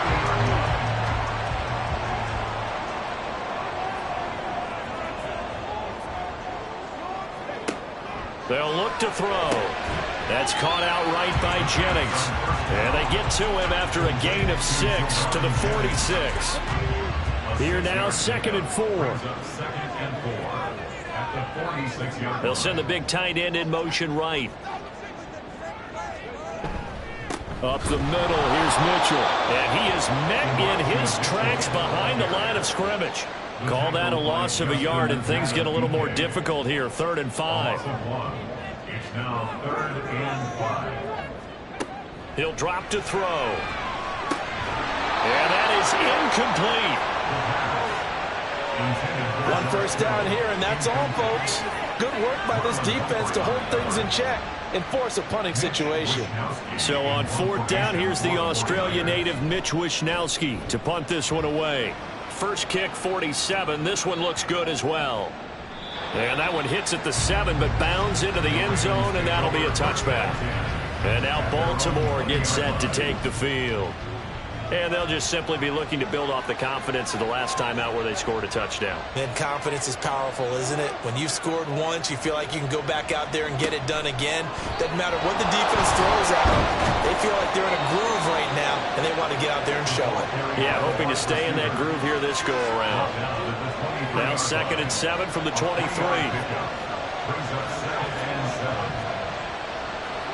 Now it's Jackson. He's able to find Wallace. And down he goes, but he takes it up to the 40. The Ravens get a new set of downs, give them 17 on that pickup. If you're going to blitz, likely going to leave you in man coverage with this guy, and that is less than ideal. It is, because just about any offense that has an elite receiver, if you blitz and have him in man coverage, you're going to him, even if he has an elite defender on him, because he usually knows where the ball is before the defender does. Hall want to give up the middle. And he is going to be stopped cold behind the line of scrimmage. But not many guys who can blow up plays like Chase Young. He did it again there. So the first down run lost a couple. Now they come up 2nd and 12. Now Jackson. A short one there, caught by Likely.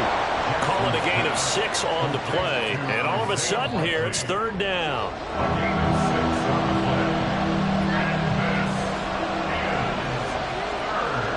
Throwing is Jackson. And the Niners get there and bring him down. Jonathan Allen with a big-time sack on 3rd down. It's a loss of 7. 4th down, and out comes Jordan Stout here to punt.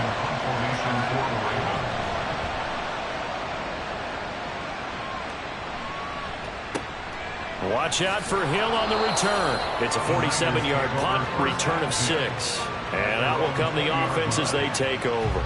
The 49ers offense now, they work their way back onto the field. Over on the sideline, hoping to hit that reset button between possessions. Last time out, they had to punt it away. This time hoping to finish this thing off in the end zone. Now a throw here, hauled in. And he stopped right at the 25 after a gain of 5. So from the 25, this is 2nd and 5.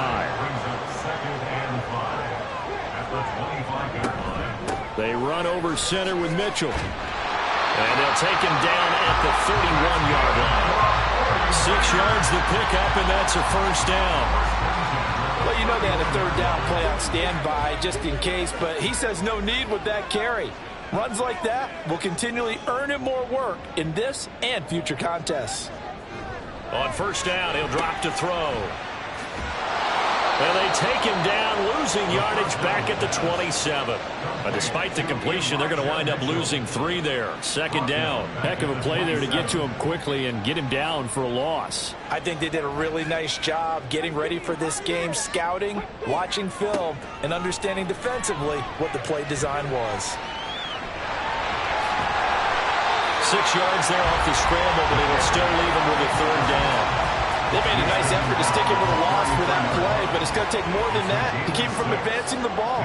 Should be an entertaining battle anytime he tucks and runs over the second half of this contest. And he is caught. And he's got a first down as he's going to be taken down. But a very nice pickup there just in front of the 2-minute warning.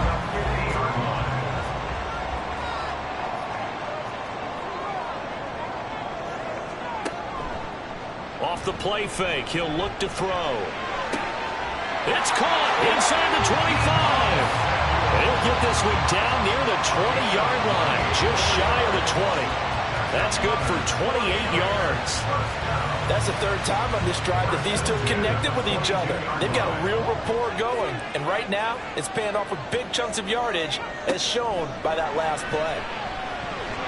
Throwing on first down, but this one winds up to be incomplete. It certainly looks like they still have some fight in them on this series because it seemed like things were headed for the red zone. But if this defense gets 2 more stops, they can keep them out of that area. Another throw on second down, and this one incomplete as well. They haven't been able to stop them so far this series, but getting a nice little stand from their defense now. They'll look to throw again. Work in the middle of the field, and he's got a man complete. Touchdown for the Niners. Jerome Jennings. His second touchdown of the game and his 9th on the year. And the 49ers have now taken the lead. I'll let you do the analysis, partner, but with every touchdown pass his young quarterback throws and with the success that his team has had, I just continue to be more and more impressed. Let's both do the analysis. Impressed. Aren't we both? Yeah. I mean, and why shouldn't we be? We've seen him improve throughout the year. We've seen him settle in now, and you can see the confidence of the team has grown. His confidence has grown. I think that everyone around this guy feels good about what they've seen, and it's also safe for him when he's driving home to turn on Sports Talk Radio. He's okay. And here comes a return from just beyond the goal line. And he'll be stopped right around where he would have been had he gone down to a knee, maybe a yard shy of there at the 24. Here comes the Raven offense now, ready for another possession. And Charles, we'll see what they can do here. Not a ton of time left, but enough certainly to get points out of this drive, and they need them right now because they're trailing. Yeah, this is exactly why you practice a 2-minute drill all through camp and at least one practice each week before a game. A minute left. More than enough time to string a few completions together, reach the end zone, and then make that walk back to the locker room just a little more animated. Oh, he tried to fit it in on the slant, and it's intercepted. Picked up by Fred Warner. And he'll return it to the 24-yard line. So the interception there, and Charles, I'd imagine that's something you can maybe live with in December, but not come January. And I love how you make the distinction there. You're talking about regular season versus the postseason, the playoffs. Because these guys, they've already clinched a playoff spot, but they know, looking ahead, when they get into the postseason, they've got to take better care of the football because turnovers in that situation, they really become magnified.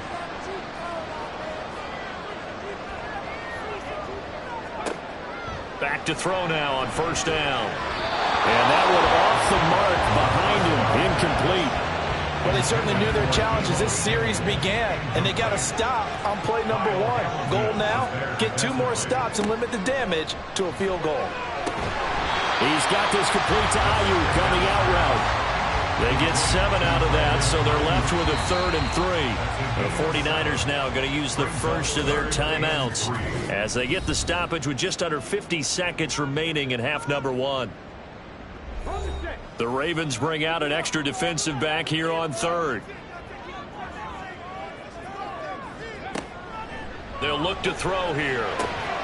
Pass taken in by his big tight end. And he takes it inside the 10 to the 8 before he's out of bounds.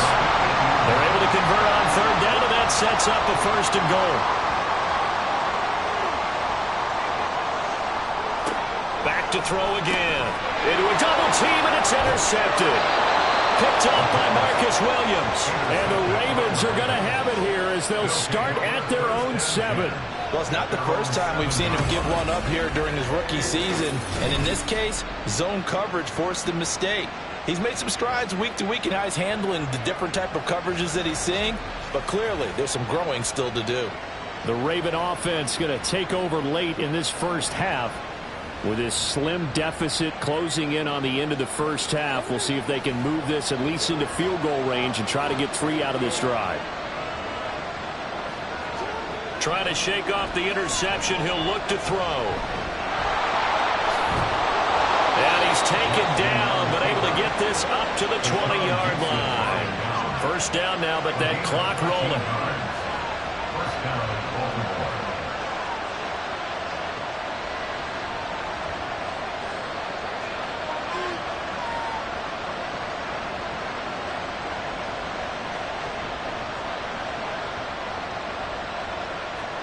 Final play of the half here. It's Jackson. That'll be caught. Wallace hauls it in. And he'll be out of bounds, but able to get it up past the 45. So we've hit halftime here in Santa Clara with the 49ers out in front. As we'll send you back over to Orlando with our EA Sports Halftime Report, here's Jonathan Coachman. All right, Brandon, thanks very much. We'll get back to you and Charles in a minute. But first, time to give the folks at home a look at what's going on around the NFL. We'll begin up at Bank of America Stadium in Uptown Charlotte, where you see the final score there. Jonathan Mingo, a touchdown catch in the victory. Next, we'll stay in the NFC South as we head back here to Florida, check on the Bucs at home in Tampa. And they were victorious in that one over the visiting Jacksonville Jaguars. Patrick Mahomes, sharp in the victory, as his guys get back within a game of 500. Lastly, we're off to the Rocky Mountains, Denver, Colorado. See what's happening with the Broncos. And things didn't work out so well as they fall to the visiting New England Patriots. Mac Jones leading the way with a couple of touchdown passes in the victory.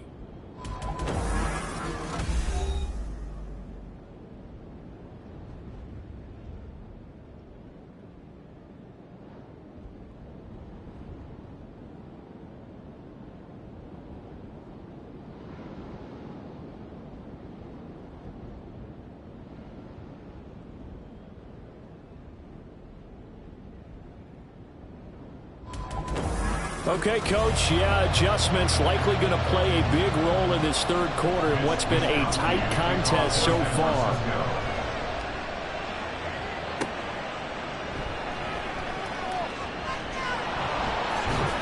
And the tackle going to be made right there at the 25-yard line. The Raven offense set to start this third quarter. Well, Charles, we saw a pretty entertaining first half, close ball game. Remember there toward the end of the second quarter, the opposition scored to take the lead. Now we'll see if these guys can get a score of their own to regain that lead. Yeah, they want to have that type of a response, don't they? Because they want to find a way to take control of this ball game one more time. Gauntlet's been thrown down. They want to see if they're ready to answer it. Meanwhile, Jackson's throw into the hands of Henry here. That one, a first down pickup of 8. 8-yard pickup. And a Raven first down. Jackson options out left. And he'll be taken down just shy of midfield. He'll pick up 7 there on the first down keeper. Here's 2nd and 3. Brings up 2nd and 3 at their 49-yard line. On 2nd down, a run with Hall. And he stopped immediately there. Calling no gain that time as it's going to leave him with a third and about 3 to go. We talk about defenders, specifically linebackers, keeping their eyes in the right spot. He had that eye down the entire time. And you know that's not easily done because they throw a lot of misdirection at you. They try and fool you and get your eyes in the wrong place. But you're right about that one. He correctly figured that one out and made a really nice play. A good chunk on the ground on the keeper, 17 yards, first down. Well, he is certainly dangerous when he spots a lane, and he keeps it himself there and worked out well. And how about the moving parts on a play like this? You know you have to practice it over and over because it's almost like a ballet that has to be choreographed. But how about once he made the decision to go, he committed to it and went. Let's face it, most teams are going to defend the running back much more than the quarterback on that type of a play. 2 yards the loss, 2nd and 12. At the Niners' 35-yard line.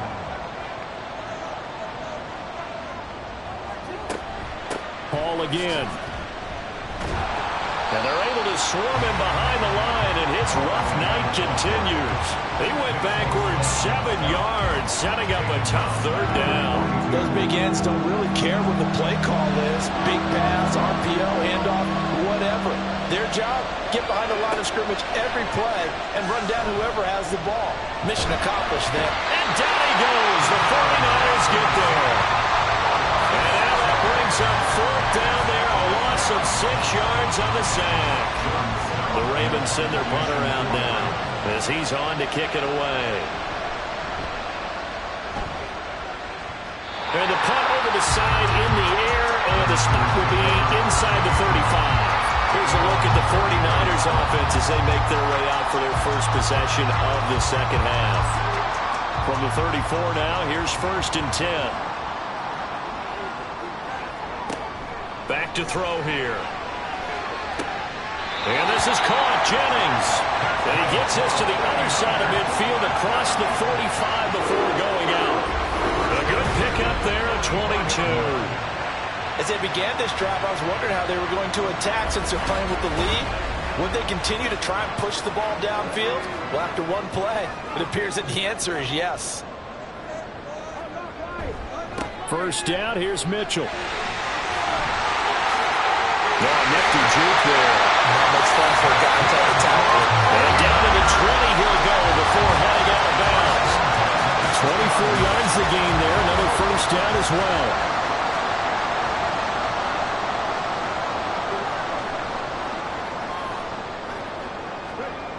They'll set up to throw. That's going to be caught by Samuel. This will be a 5-yard pickup as they move it from the 20 to the 15. 2nd and 5. Second and 5 at the Ravens 15-yard line. Try the right side with Mitchell. And he is met at the line of scrimmage, and he goes down right there. They'll say no gain on the play there, and now it'll be 3rd down. Brings up 3rd down and 5. He'll look to throw. And he'll go down. Brought down at the 20-yard line. Roquan Smith in there to drop him for a 6-yard loss, and that will lead to 4th down. Jake Moody for the 49ers field goal. And this one is right through. And they double him up here. That makes our score 20-10. So a nice kick there as they are able to add on to their lead.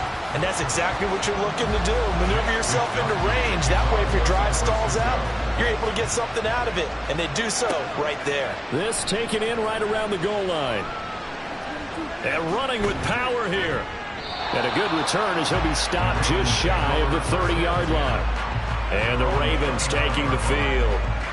Defense got the better of them last series, forcing a punt. See if they make a few changes in the game plan here and try to get points out of this drive. 1st and 10. Jackson and the Ravens come up now 1st and 10, just shy of the 30. They'll give it to Hall to start the drive. And he gets this to the 35. Good for a gain of 5. Well, they still have time to get him established, but in my estimation, they've got to pick up the urgency here. They've got to get quickly in and out of the huddle and run off a bunch more plays.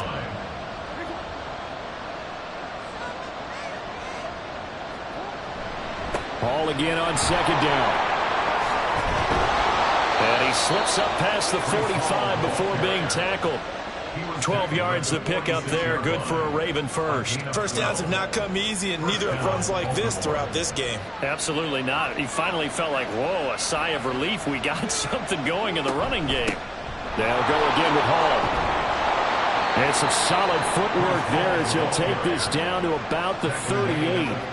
46 yards rushing on 12 carries for him now. Sometimes it's hard to believe, but there are times this game is about patience, isn't it?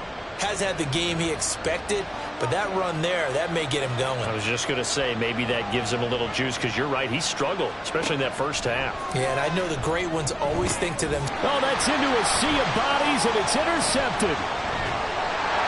And the 49ers are going to take over a couple of yards shy of midfield. That's interference. Defense.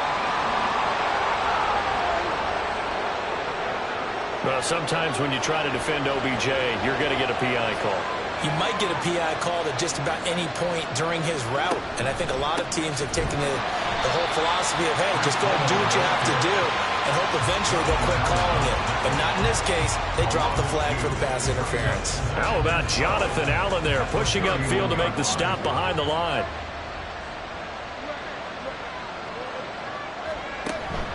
Ball again on second down. And look at this for the second straight play. The 49er defense drops him for a loss. A second down play results in a loss of 2 yards. This offense in desperate need of a conversion as they come up on third down. From the gun, Jackson. Able to find the open man. That's complete. And they'll have it in the red zone before he crosses over out of bounds. Boy, a nice play there as they wind up converting on 3rd and 15. And that's one of the better plays we've seen this offense put together so far. They haven't been able to get on track much at all. But listen, they're only down a couple of scores with the rest of this quarter and the entire fourth remaining. So, stranger things have happened. And now a throw on first down there, but it's incomplete. That was a nice job defensively of disguising their coverage and making it difficult for the quarterback to lock in on a receiver, and it results in an incomplete pass. Jackson now on 2nd and 10. Over the middle, complete. It's Henry. 5 yards. Now it's 3rd and 5. 5 yards on the pickup.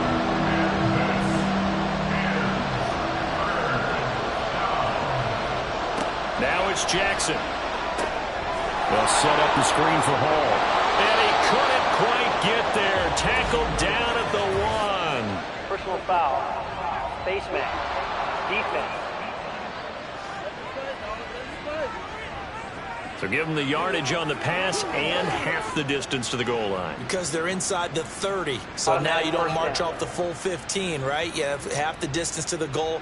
In any event, that's precious real estate given up. So the face mask moves him closer, and now 1st and goal. Jackson looking end zone, but it's incomplete.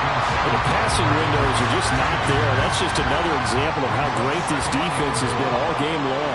And that's exactly what a top 10 defense can do. They can really change the game tempo and frustrate you as you try to execute offensively. And the second wave of tacklers is going to get him as they stop him behind the line. Officially, it will go as a 1-yard loss, and that's going to lead to a 3rd down. Jackson going to run. Boy, no chance as he was met and dropped behind the line there. A loss of a yard, and it brings up 4th. No question, he's so dangerous down here near the goal line. The safeties, they have to be involved in run support against a quarterback like this. And in turn, they're going to ask their teammates to be involved as well. So Jackson will head to the Ravens sideline, and on comes Justin Tucker for the field goal try. From the right hash at a bit of a tight angle. Tucker's kick is good, and that will tighten this one up a bit. Now a 1-score game at 20-13.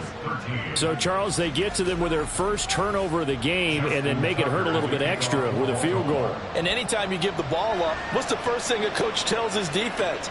Don't let them score off of this. You've got to put out the fire. In fact, in 2021, that's what one NFL coach termed his defense. The firemen. Go out there, guys, and don't let them put some points on the board. And San Francisco gets set to go here. And they're not going to play this conservative, I don't think. They had the field goal last time, and they're up, but they're looking to put a drive in the end zone. Oh, I agree with you totally. No one goes out on the field and says, all right, let's just settle for 3, except in certain situations, trying to ice a game, that sort of deal. Most of the time, it's end zone, and that's what you're thinking, and I believe that's exactly what they're thinking as they begin this one. Yeah, no quarterback ever goes out there saying, hey, let's get 3, right? Not one that I've ever met. 2 yards, good enough for 1st.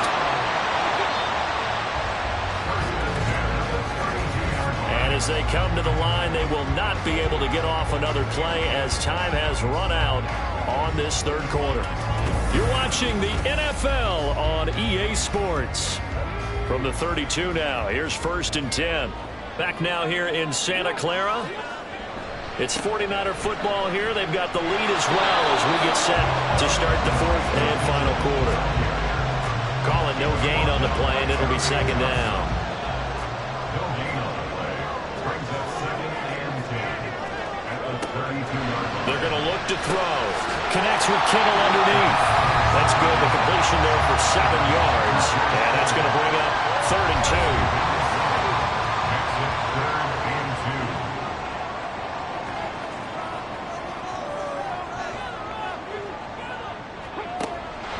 He'll look to throw. He had a man open, but he missed him, and it's incomplete. They certainly thought he had an open look beyond the first down marker to his receiver, but they just couldn't connect, and that will send them back to the drawing board. Wisnowski on to punt as he sends this one away. The Ravens heading out on offense as we look at the playoff picture in the AFC. And the division title, that's out of reach. We know that. This is as good a spot, Charles, as they're going to get. That first wild card and the number 5 overall seed. Part is not out of the question, especially with the 7 seeds that they have now in the playoffs. If you do win and the other wild card teams win in the first round, you could find yourself with a home game in the divisional round. Now, we know that's not likely, but it's not out of the question. Bottom line, you have to win to put yourself in that position. Now he dumps this off over the middle, and he'll get it up here this time to the 21. So the completion good for 7 there, and that's going to set up a tough 3rd and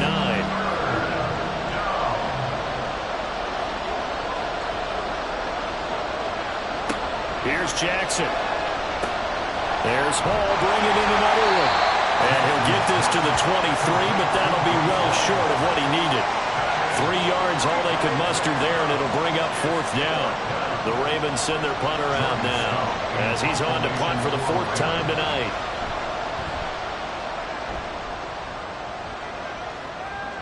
Fair catch signaled for and taken just shy of the 30-yard line. So a change of possession here on the punt. And they will take over 1st and 10.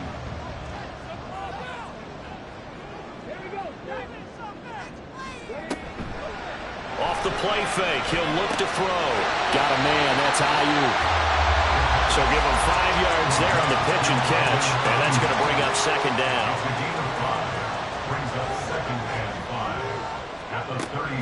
They'll drop to throw, and that is incomplete. A lot of force bearing down on him there. He could not hang on. It's 3rd down.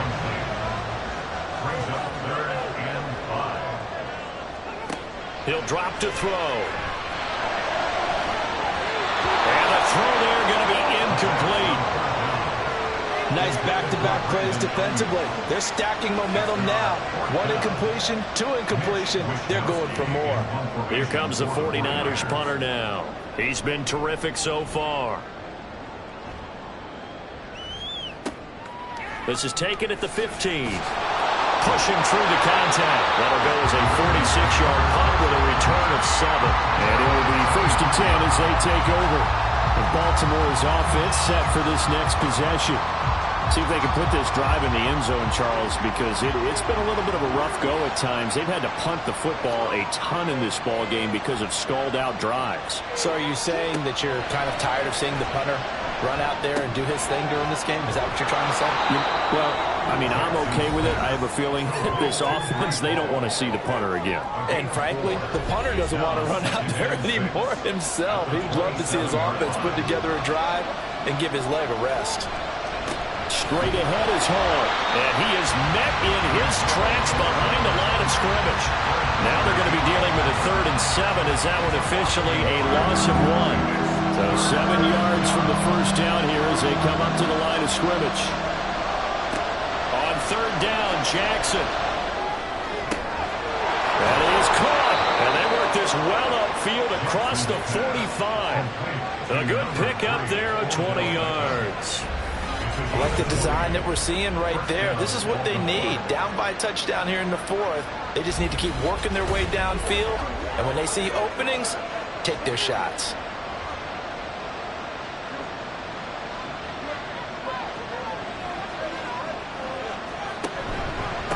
A handoff for Hall.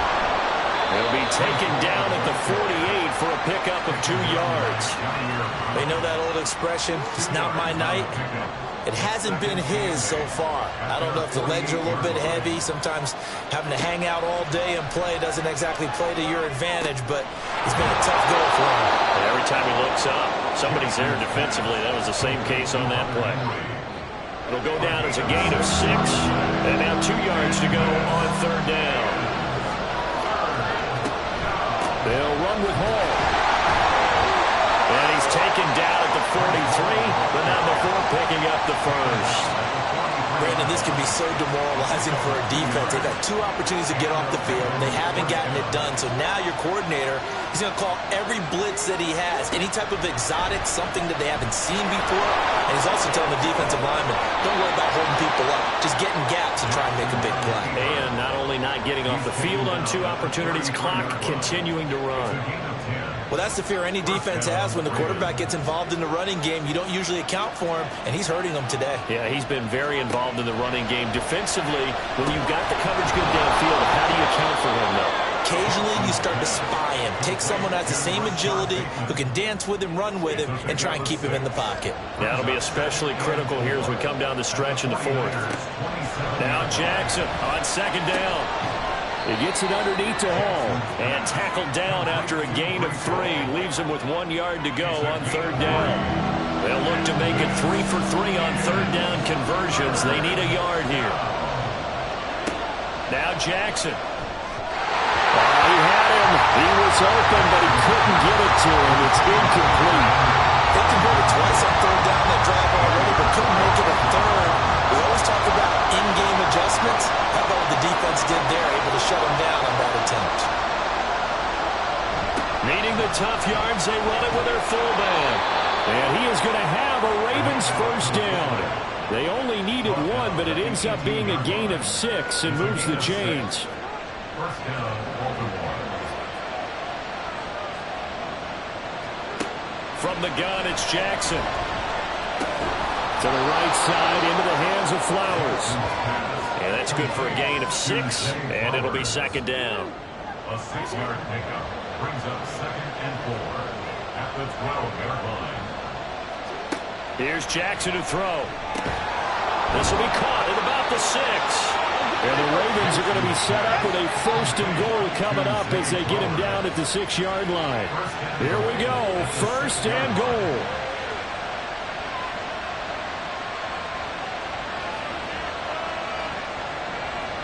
Now it's Jackson. Got a man, it's caught for a Ravens touchdown. Tylan Wallace. He scored on the ground and through the air. And the Ravens are an extra point away from tying this game here in the final minutes. And we are set up for a fantastic finish now. A 4th quarter touchdown here. We're an extra point away from a tie football game. And I know they're thinking about possibly going for 2, but I'd go ahead and kick this one and just get it back to level. Don't forget the extra point. It's up and good. And we are tied here in the 4th quarter. What a way to wrap up the week in the NFL. All tied on this Monday night as the kick is away.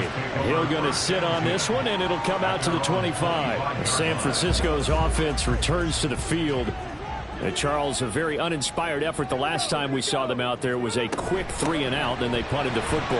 Yeah, and you never want to get stopped so soundly during a series, but what would be even worse now is letting it happen again right here. They've got to get going. Getting down to the good stuff. All tied with 2 minutes remaining on EA Sports. So it's 49er football here as we get you reset. They've got a 2nd down now as they search for a score to break this tie. They'll run the screen with Mitchell. And he gets this up across the 35 before he's out of bounds. They certainly had success throughout this contest, getting him the ball in the passing game, and there he picks up another 1st down. Whatever they saw going into this one, they've been able to capitalize on it, and no adjustment has been made to take it away. And he'll be corralled out across midfield down to the 45. Well, they picked up a little bit of yardage there, and now, in this situation, should be in no hurry to run a play really fast. Let the clock wind down.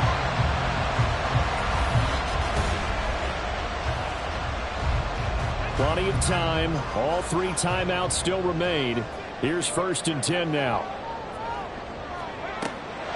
Now back to throw. And this complete to Mitchell. And able to break one tackle, but then quickly brought down for a nice little gain.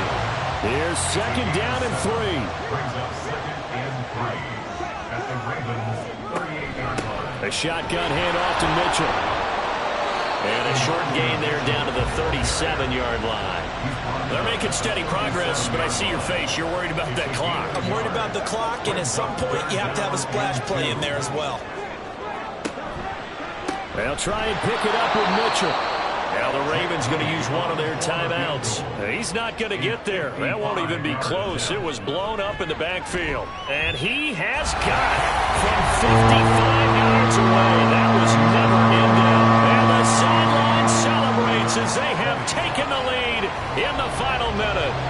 You talk about a big kick under pressure in the 4th quarter. I mean, that wasn't like a 33-yarder. That was long distance. Not only does it show the faith that they have in him, but also remember, if they miss that one, they're giving up the ball near midfield, so they had to be very confident that he was going to put that one through the post. Jackson and the Ravens, here they come. Down 23-20, a little under 30 seconds remaining. They've won 3 in a row, but they've got work to do if they want to get a 4th in a row as they come up on 1st down. Throwing, Jackson. And that is going to be incomplete as he led him a bit too much. They'll try again here. 2nd and 10.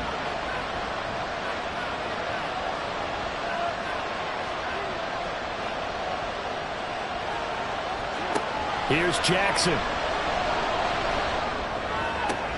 He's got Henry. And he's going to have a 1st down as he's out of bounds to stop the clock with just under 20 seconds to go.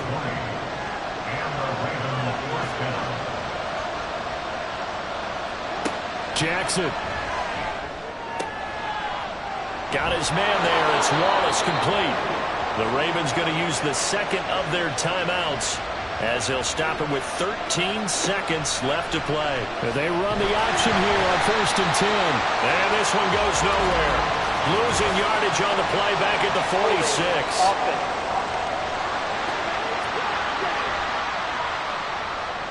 So the road a little tougher here. Now 1st and 20. Jackson. And he'll go down here at the 35-yard line. And now with 4 seconds left, we get a timeout call. And the 11-year veteran bangs it through. And in the 4th quarter, this game is tied. And we have free football overtime. Here we go, my friend. And the way this game played out, this is exactly how it should end, going to overtime, because neither one got an advantage today. It's a little teaching moment here. Overtime rules. Remind us how this goes, partner. Okay, so in the past, we had sudden death. First team to score wins, but no longer. Now, if the team receives the ball, scores a touchdown, they win the game. If they kick a field goal, though, or don't score, the other team gets a possession. And after both teams get a possession, then we're into sudden death. First team to score wins the game. And he won't quite make it to the 25. Baltimore about ready to go on offense. I cannot imagine how these players and coaches feel, Charles, because my palms sweating up here in the booth now as we go to the 3rd drive of overtime. And as we know from here on out, any points win this football game. I'll throw you a towel as well, partner. I've got one for myself, but let's face it, our nerves, our pressure, nothing compared to what's going on that field. Both of the field goal kickers active here early. Can one of them become the hero and end this thing? Here's a give to Hall. And he'll take this to about the 24, a gain of 3. Just not a whole lot of room to operate there on that carry. No, not at all. They did a really nice job staying in their proper places and not allowing any lanes to open up. First throw in overtime now for Jackson. And not enough on the throw that time as that one is incomplete. Well, their defense did its job. Now they're going to get the football with a chance to win it. And it feels like they ran out on the field, and right before they did, they told the offense, don't worry about this. We got you. Okay, we've got the situation under control. We'll get it back for you for a chance to win the game. And, boy, they did it well. So possession goes over here on the punt. Out on the field now, here come the 49ers. Well, their defense did the job, got off the field without giving up any points, and now, Charles, all they need here is a field goal, and they get the victory.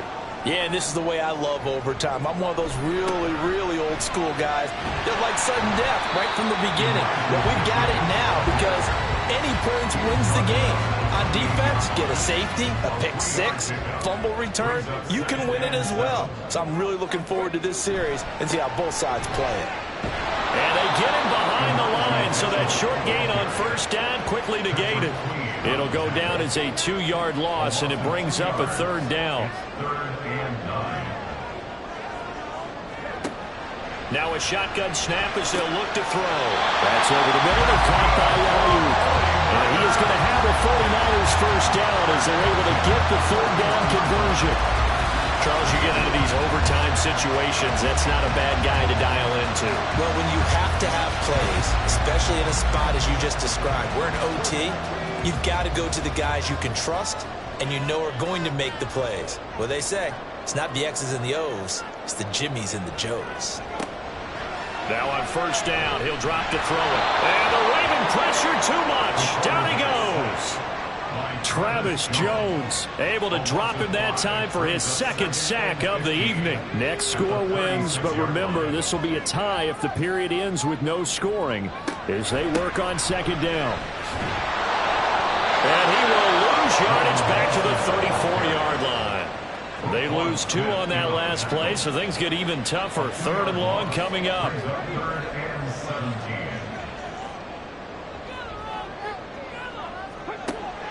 Out of the gun, they'll look to throw. And he will find his man, Samuel. They wind up getting 16, but even that's not quite enough. It's fourth down. He's padding his already great numbers here in overtime. More importantly, though, moving his guys downfield. And I think that's exactly what's going through his head right now. Moving them downfield, putting them in a position to win the game. The stats, that's for the fantasy guys. I know they're enjoying that show. And now here come the Ravens. These guys definitely hoping for a better showing than their last appearance. They couldn't really even move the football much beyond the shadows of their own goalpost, Charles. We'll see if they can get a better, more sustained drive going here. Yeah, and every team that we ever talk to says the exact same thing. When you start a drive from that deep in your own territory, the goal is a minimum of at least 2 first downs, because even if you have to punt then, you change the field position, right? You flip the field a little bit. They didn't get that done. This time they want to string together a nice drive and help themselves out. Jackson going to run again. And he's brought down, getting this one up to about the 35. Nice pickup, 10 yards and a first down on the keeper. Well, partner, for a few years there, we thought this read option play was going to take over the whole NFL. It seemed like everyone was using it, but it has been scaled back considerably in the last few seasons, mainly because people are worried about their quarterbacks getting hit. But when you call it at the right time and you use it properly, you see the type of gains you can get. A nice chunk of yardage there by the quarterback. 55 yards rushing for him now in the ball game from the 43. Here's second and a couple. And now Jackson will look to throw it. Throwing quickly there, but it's incomplete. Not sure what happened out there, but it looked like the timing was a little off on that throw. You know I'm a defender, so what am I going to say? Great defense. Darn right. They did something to disrupt that timing. On third and short, they'll try option left. And he brings this up to the 46. Good enough for the first. Overtime here out west, and you got a team from the Eastern time zone. Maybe their body clock's a little thrown off, or is that overhyped? I don't think it's overhyped. And I think that for most teams, you're hoping that your mind overrules your body, because your body's looking for slippers and bedtime clothes, right? They're looking for the pajamas. But in this case, you've got to stay with it mentally. And what a lot of teams do, they never change their watches. They never say East Coast time and just go ahead that way to try and defeat any of the effects of moving to the West. Well, he's had success running the football in this one, and that's undeniable. But that time, the defense was on to it. And, partner, I think the more you see a play like this, the more they're able to diagnose it quicker and easier for them to defend it. I think you have to dress it up a little bit and show maybe some different formations and looks.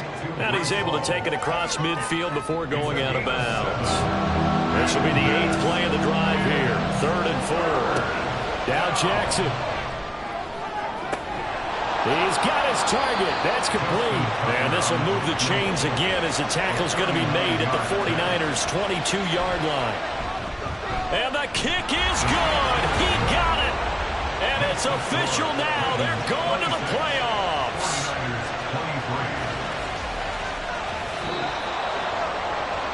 And for the visitors, it is going to be a happy flight home. It is always such a treat, Charles, in the NFL when you can go on the road and get a victory, and that's exactly what they accomplished here today. The trip home so much sweeter, isn't it? All the noise they heard before, how tough it is to win on the road, how tough it is to play in this stadium, how hyped up that crowd's going to be. They just used it as fuel, came in full of confidence, believed in themselves, and got it done. So for the Ravens, they continue to rack up the victories as this one moves them to 13-2 on the year. And they will head back home next week. Meanwhile, for San Francisco, this was basically just an exhibition game for them as they'd already clinched home field advantage. And they'll try to rebound next week on the road in Washington. So for Charles Davis and our entire crew, I'm Brandon Gaudin. Next game, guess what? Charles and I will be here again. It's the NFL on EA Sports.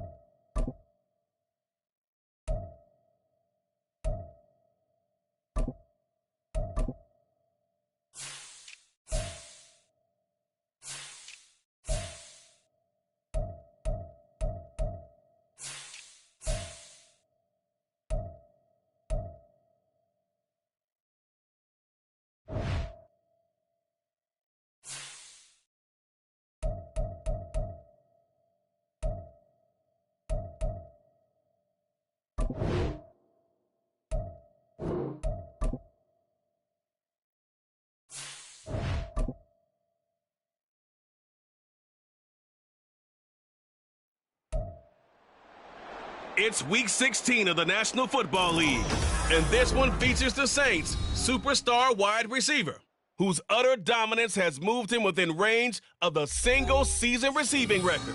It's the Saints and the Rams on Thursday night. EA Sports coverage of the NFL brings us to the City of Angels, Los Angeles, California. Tonight we begin the final stretch. Week 16 starts here as it'll be the New Orleans Saints taking on the Los Angeles Rams. Along with Charles Davis, I'm Brandon Gaudin. And Charles, you look at this Rams team as they interplay. They come in really scuffling, losers of 7 of their last 8 games. And they've been an underachieving team, but they do have some pretty good pieces in place. Let's see if they can use some of the younger guys and make themselves better.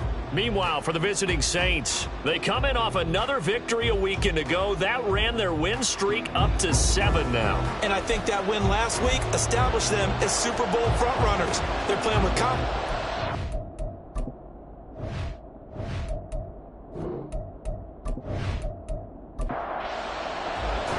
And we are underway from SoFi Stadium.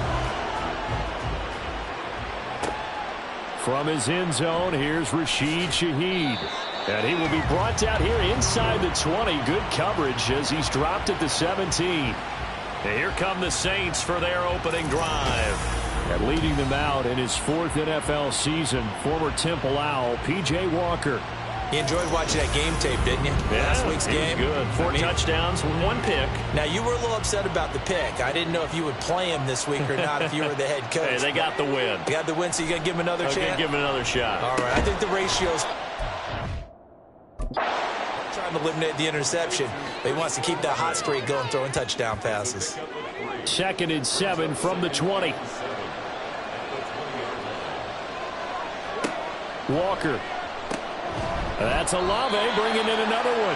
And he stopped right at the 25 after a gain of 5. An early test, 2 plays in. This is 3rd and 2. Here's Kamara trying to run for it. That is not going to be any help as they dump it behind the line of scrimmage. That'll back him up 2 yards and also bring up 4th. So much for picking it up on the ground on 3rd down. 3rd play of the drive, and this defense showing strong early. I wonder how much of that was scouting. I wonder how much of that was a gut feeling like, okay, let's just go ahead and sell out here and get after them, thinking they're going to run the football and stuff them early, because they've now set the tone. They've set a precedent right here. If you're going to try and run the ball against us, it could be hard going throughout this game. So here are the Rams set to go to work on offense. And they're led by a man who topped the 50,000-yard mark in passing for his career a season ago. In year 15 now, here's Matthew Stafford. I like this guy. And the reason I do, he tends to stay on an even keel. Doesn't let too much ruffle him. He will manage the game the way it needs to be managed, take what the defense gives him, and then he can strike at times. Had a touchdown pass. Yes, he had an interception last week, but he found a way for his team to win. The numbers on the ground for Williams a week ago. 17 carries, 67 yards, and a touchdown. And now that he's playing a Thursday night game, short week, you know he spent a lot of time in the trainer's room in the cold tub trying to get his legs back for this game. Williams going to get it again on 2nd down. And he is going to be stopped cold behind the line of scrimmage. Still needing 10 yards. Now it's 3rd down. Now it's Stafford. He had a man open, but he missed him, and it's incomplete. I'm quite sure that they envisioned a much better start to this game when they practiced all week, but they failed on that third down play. That brings up fourth down, and they'll probably have to punt it away. He was called on 3 times in the win last week as his first one here's away. And this one hits at the 3 and then bounds into the end zone for a touchback. New Orleans Saints, they get ready to set up shop for their second drive. And listen, these Thursday night games, they're tough on the body. You just played on Sunday, 72 hours later, hey, it's game day again. But I have to think a Thursday night game in September much more preferable than a Thursday nighter in December, no? Well, there's no doubt about it. You mentioned how tough it is on the body. How about the mind? You're already tired, fatigued, right? Trying to battle for playoff spots. And here you have the quick turnaround. Now, the flip side is, if you take care of business, win that Thursday nighter, you go into a mini open week. Gives you a few extra days to heal up the body and the mind before you play your next game.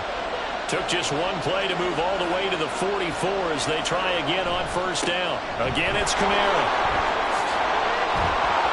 And the reinforcements come in as they're going to stop him behind the line. They'll lose a yard there, and it's 2nd and 11. The Saints are 12-2 now on the year, and they come in on the heels of yet another victory. That ran their win streak, Charles, up to 7 now. And I think that last win, that established them and stamped them, to me, as Super Bowl frontrunners. They're playing with extreme confidence, and you need that in order to go all the way. And just 3 yards on the catch there. He couldn't get away. And 3rd and 8 now. From the shotgun, it's Walker. They'll get this out to Kamara. And he'll get nothing out of that one. No gain on the play. And that's going to make it 4th down. Well, the good thing about covering any game I do with you is I know that there's no problem with rhythm. Now, what we're watching offensively, a little bit of a problem there. Yeah, punt on the first drive, looking at another one here. Just a little slow. You know, they were talking about a fast start, but that hasn't been the case. Yeah, and let's face it, any team we cover always talks about a fast start. That's true. But it's not necessarily going to happen just because they say so. And whether it's the script, whether it's, you know, just what they're going through, whether they're seeing different defenses, they're going to have to figure it out as this game moves on. Stafford. And that's complete downfield to Cooks. And he gets this one just shy of the 40, down at the 39. They went 3 and out on their first drive. Things already looking better here, 1st and 10. Certainly no settling into the drive there. They came right out on the first play and attacked the middle of the field for a big gainer and a first down. So from the 39 now, they'll come up on a 1st and 10. Up the middle, it's Williams. And strong running there as he's across midfield and down to the 49. Another nice gain. That's now 30 yards between those last 2 plays. I think they like this drive a little bit better there, partner. Running game helping out, picking up some of the slack. Because remember, the last drive they went 3 and out.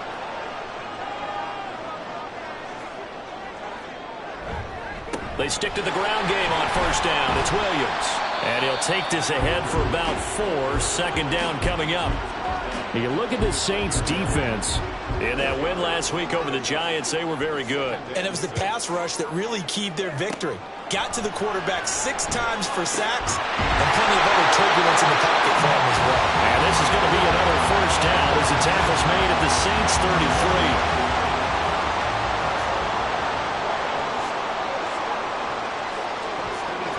From the gun, here's Stafford. He'll get this complete to Cooper Kupp. And inside the 20 before he's brought down. 15 more there, and they're on a roll. It's another first down. That reception, his 600th NFL catch. Congratulations, quite the accomplishment. So here's a 1st and 10 now, down inside the 20.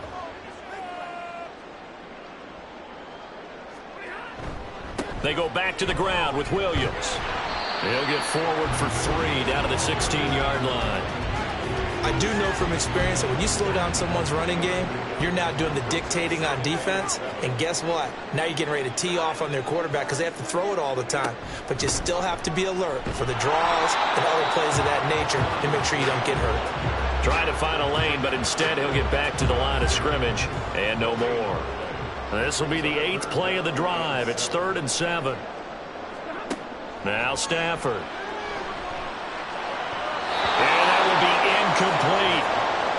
brought down after the New Orleans defense holds serve. What an excellent defensive stand there in the red zone. Nice tight coverage. They certainly recognized how important it was to bring up fourth down here. Patterson's kick is good. And the Rams have the first points here. It's 3-0. So they're able to end that drive with 3 points in this one-possession ball game. And ideally, you want to end every drive with points. Most quarterbacks would tell you, let's end it with a kick, right? A PAT, that's number one. Field goal you'll take. Punts, you really don't want to do that. In this case, they'll take the field goal and get prepared for the rest of the game. The New Orleans offense set to take over. As mentioned, this one of the hottest teams in the NFL, riding that winning streak into this one, but now playing here on Thursday night. Do you think that this helps or hurts their momentum? Well, ordinarily, I'd say it hurts the momentum because now you get that short week. But when a team's playing as well as they are, it actually allows them to down focus and only worry about themselves and less about their opponent. So when you're playing well, you just worry about the things you're doing well and let the opponent deal with that. First down, Walker. Little short pass here to Hill. And taking it across midfield and just shy of the 40. The Saints passing game in sync and moving the football. It's a first down.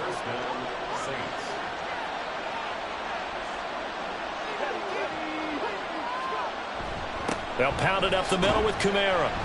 This will be stopped about 2 yards shy of the marker. 8-yard gain, 2nd and 2.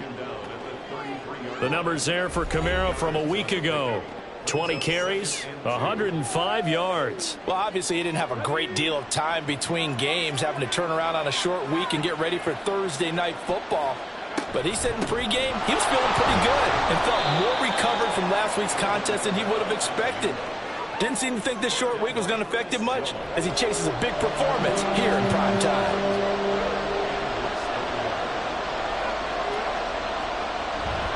On third down, here's Kamara. And he works his way free all the way down to the outskirts of the red zone.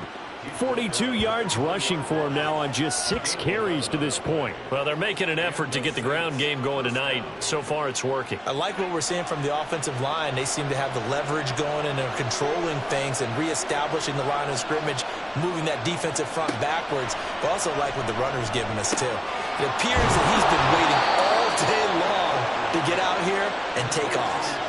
17 more yards on that one as they keep the drive rolling. Just picking up yardage in bunches here these last few plays. They have moved right down the field, and just like that, they're going to be set up with a 1st and goal.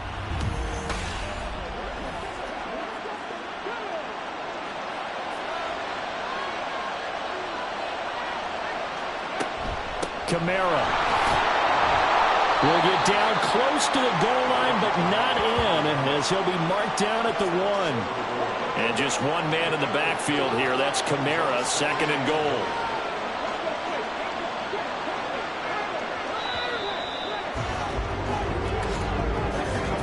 $3-0 after 1 on EA Sports. The Saints with a football here to begin quarter number 2. Another shot from the 1 on 2nd and goal. As they've got it as we resume action. Again, Kamara. And this time he scores. Touchdown, New Orleans. So the rushing touchdowns continue to stack up, CD. That now 15 for him on the year. And give him a ton of credit for staying healthy, being a smart runner, and it's showing just how important he's been to his team. He's got to be their MVP at this point in the season, and those votes may even turn into league MVP votes when it's all said and done.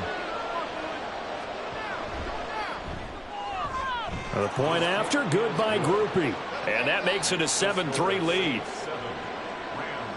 After the touchdown, here's Groupie to kick this one away.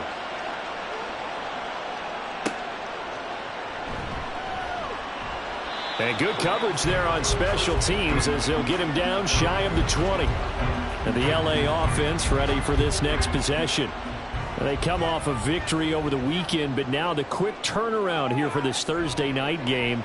How does that affect how teams like this approach these short turnarounds? Well, wins and losses always factor into, how you're getting ready for the next game.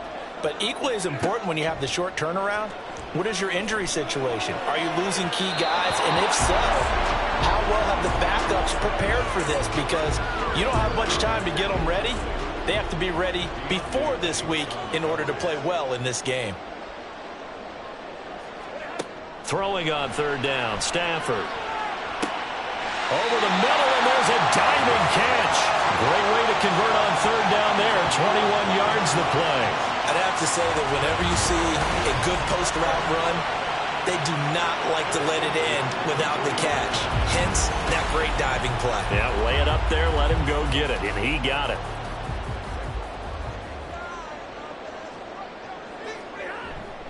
Now a first down carry, it's Williams.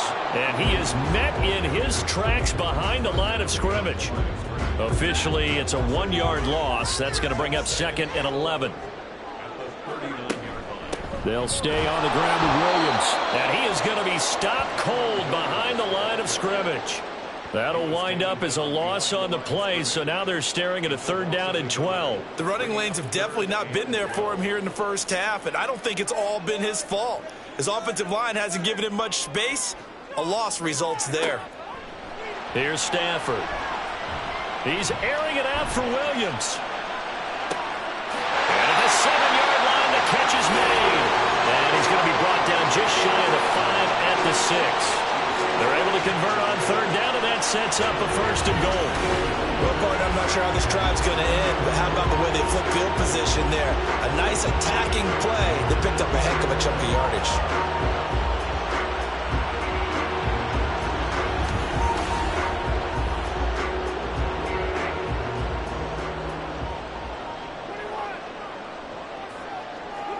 Stafford now to throw. And he's got it. That's caught for a Ram touchdown. A great effort there. His 3rd touchdown now on the year. And the Rams are able to move back in front. He was on point throwing the ball right there. He had the big play to get him down close, and then he delivers a touchdown pass on 1st and goal. And you mentioned the big play that got him down close. I think that big play left him reeling a little bit. They didn't recover from it. And they always talk about having to have a short memory on defense after a big play against you. Looks like their memory was a little too long there. Extra point by Patterson, up and good. And the lead is now 10-7. And Patterson back out there to send this one away. On the return, here's Rashid Shaheed.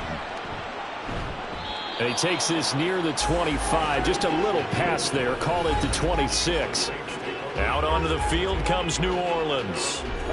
And they, if you just look at this game, Charles, on paper, they've got the edge, no doubt. They're hanging around the top of the NFC. On the other side, you got a squad that's towards the bottom of the NFC. But when we mentioned that to the coaches, they were having no part of it. Yeah, and I like how you said when we mentioned it. In fact, I mentioned it, and I upset them a little bit, didn't I? Because they wanted no part of that one, and I was reminded, like a 5-year-old, this is the NFL.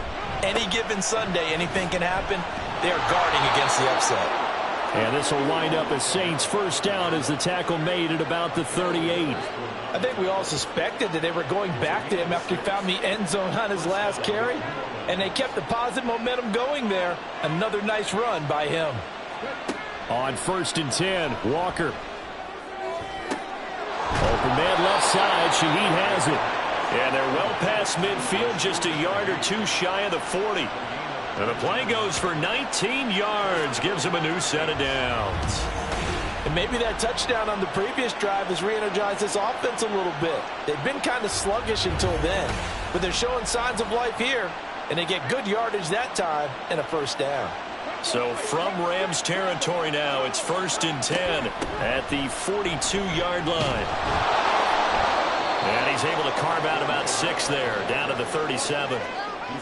They've created a nice sustained drive off of plays like that. A nice strong run there that keeps them advancing the ball. Now a 2nd down throw for Walker. Olave holds it in. And this is going to be another 1st down as the tackle's going to be made at the Rams' 21. It's a pickup of 16 there, and it'll lead to a new set of downs.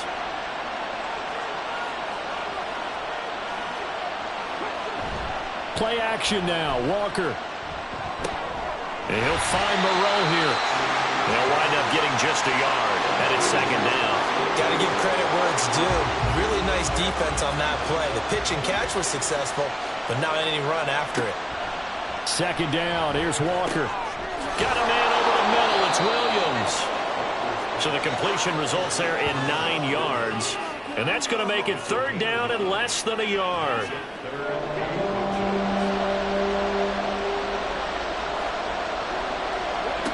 Now Walker. Working the middle of the field, and he's got a man complete. And the Saints are going to be set up with a 1st and goal as they get the conversion there on 3rd and inches.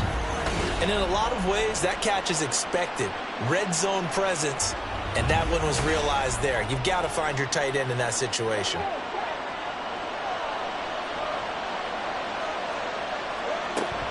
Try to pound it in, Kamara. And he takes it across and into the end zone. Touchdown, Saints. Alvin Kamara, his 16th rushing touchdown on the year. And the Saints have taken the lead. So his strong first half continues as he finds the end zone here for the second time. And definitely good blocking at the point of attack. And you just have to love watching the way he can create space down near the goal line.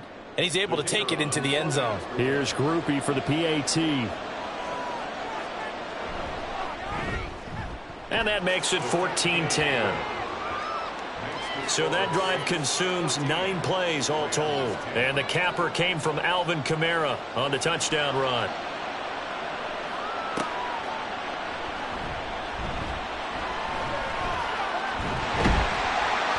And a good return, able to get out across the 35 to the 36.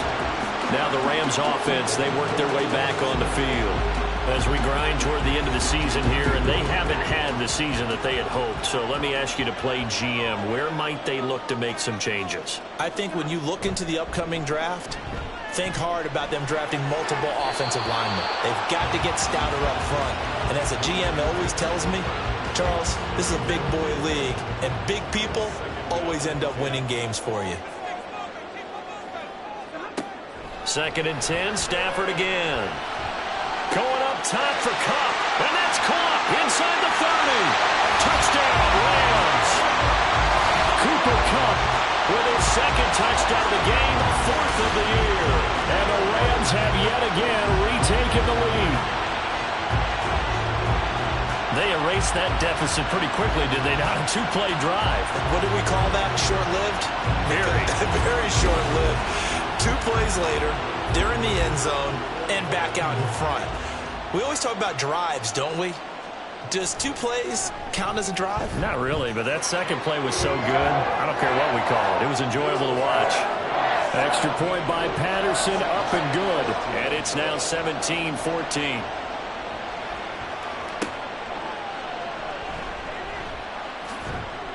And not much happening on the return as he'll get this to about the 23. Now the Saints, they trot their offense out here. We have seen a lot of points here in this quarter. For us up here in the booth, it's been fun to watch. The defensive coordinators probably scratching their heads. Yeah, they're going a little bit crazy right now. But let's face it, all of our friends who play fantasy, they're enjoying the heck out of this show because most of them are creating and getting a bunch of points. Yeah, points certainly not at a premium here. 2nd down and 4.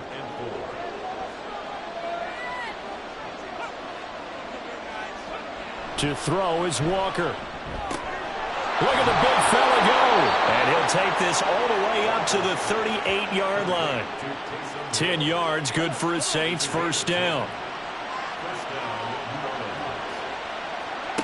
Walker now. It's complete here to T.Y. Hilton.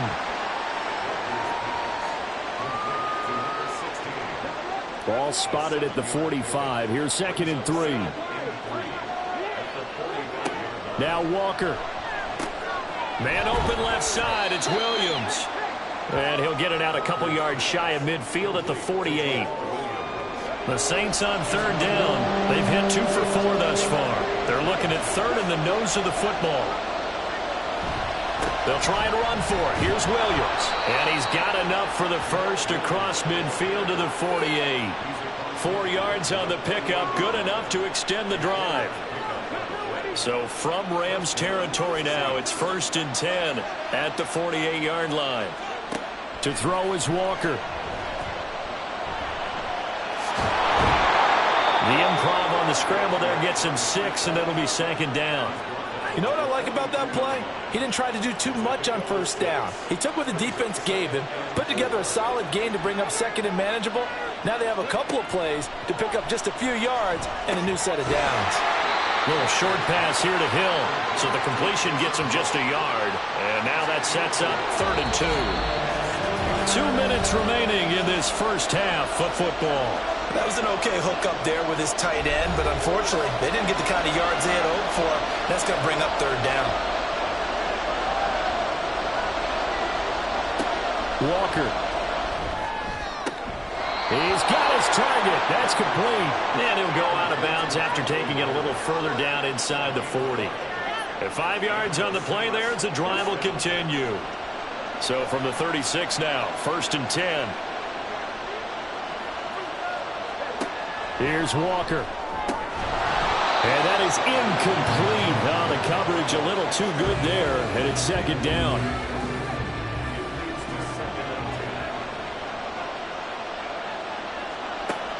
They'll look to throw again. To the sideline, and it's caught. But boy, he's out of bounds. Well, they tried to get him into space. I believe they buzzed down. They're going to take another look at this play with all reviews coming from the replay official here in the final 2 minutes of the half. Did he keep those feet in bounds? That's the question they've got to decide. And I got to say, watching it in real time, it was awfully close. Yeah, it certainly looked like a heck of a catch because he didn't appear to bobble it, which could complicate things. But even with the benefit of replay, that's pretty tight. Now here's the call. Walker from the gun on 3rd down. Pass taken in by his big tight end. And he will reach the 5-yard line before going out of bounds. They're able to convert on 3rd down, and that sets up a 1st and goal. A field goal helps, but a touchdown gets you the lead. That had to be the message transmitted in the huddle. And they delivered there as that throw is going to keep the drive alive. And even better than that, set them up with a 1st and goal. So it's 1st and goal and a great opportunity to get that lead back before the break. Again, he'll drop to throw. Caught left side, Williams. And he is going to lose yardage here. It'll go as a loss on the play. Not what you need down here. It's going to be 2nd and goal. Well, that's not exactly how they drew that one up nor practiced it, because on 1st down, you're trying to get some yardage to set up 2nd and 3rd down calls. In this case, had to drop it off to his running back. But, boy, they closed quickly on that one. And he's going to have to eat this one as down he goes. Bobby Brown busting through to get him for a loss of 6. This has been a long drive. You got to figure a field goal would be a letdown. Can they convert now on 3rd and goal? Looking to throw. Walker. Oh, this will be incomplete. The rush gets home just as he was letting that go. That could have been worse. Instead, it's 4th down. Here's Blake Grupe now for the Saints field goal. From the left hash, should be a fairly easy one here. And his kick is good.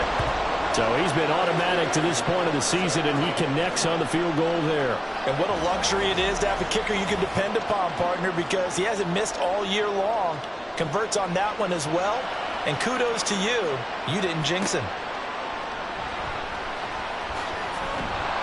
And he'll get it up past the 20 to about the 22.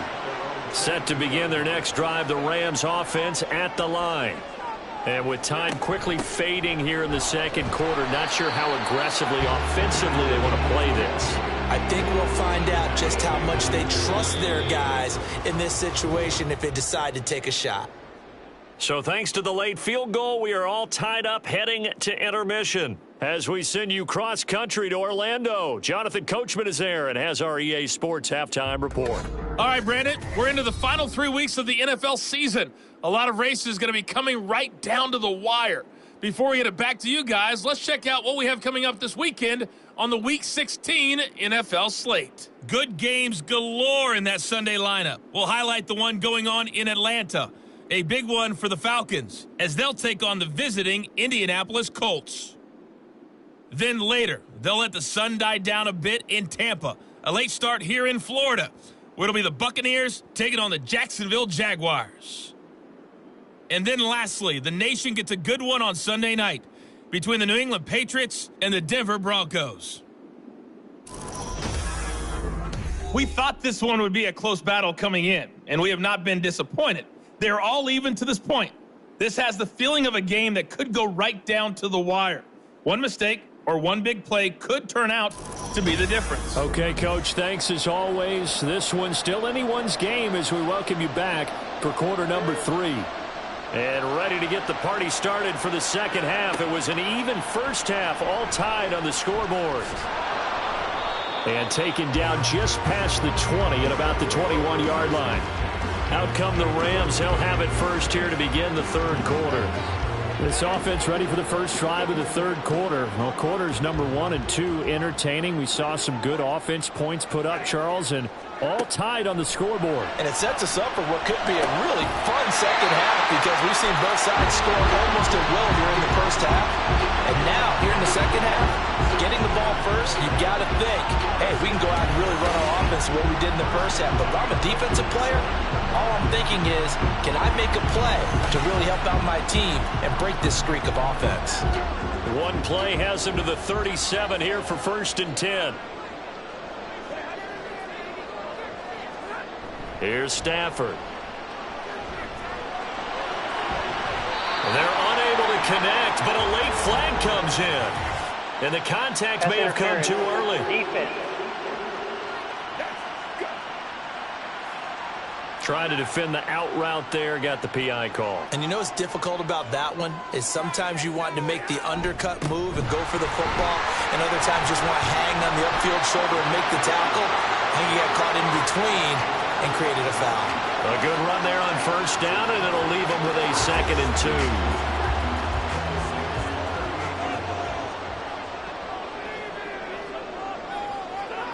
2. A shotgun snap for Stafford. And that one's going to come up a little short. It's incomplete. Cooper Kupp was his intended target, and it's 3rd down and 2.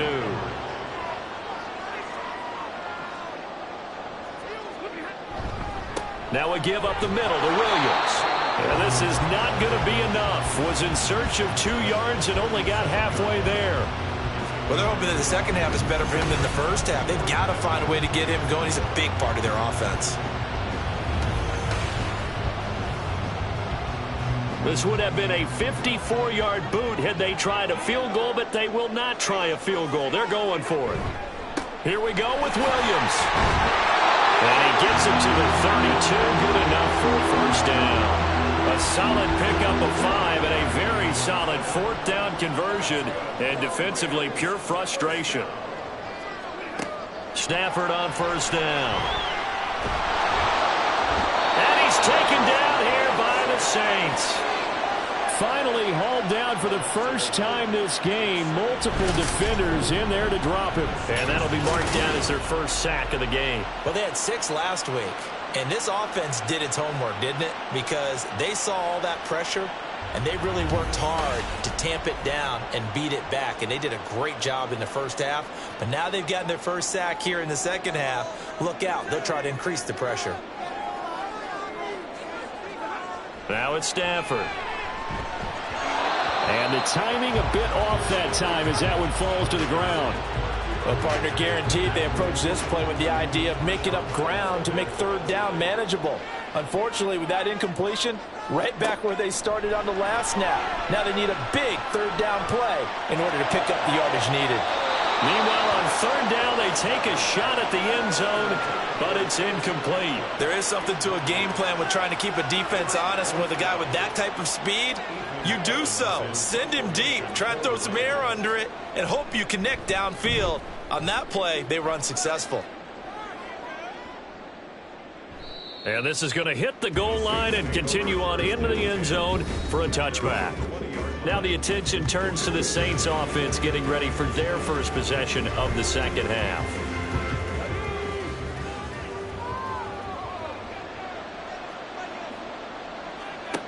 Walker now to throw on first down. Targets Miller here on the out route. He's got him. A gain of 8 there on the play. And that'll bring up a second down in just a couple.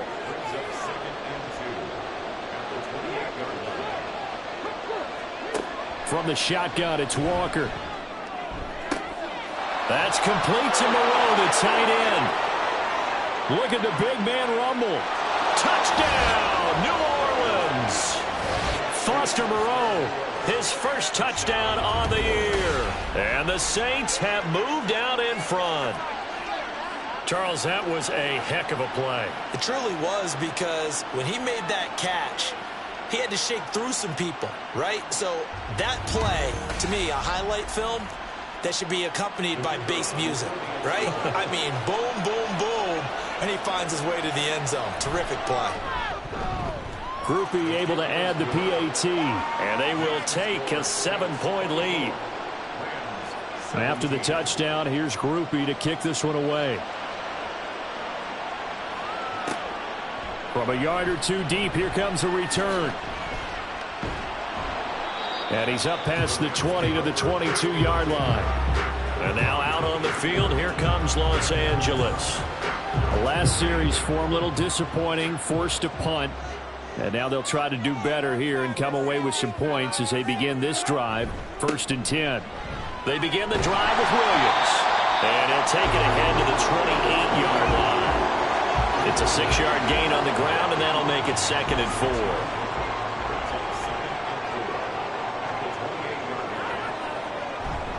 They'll fake it. Now Stafford.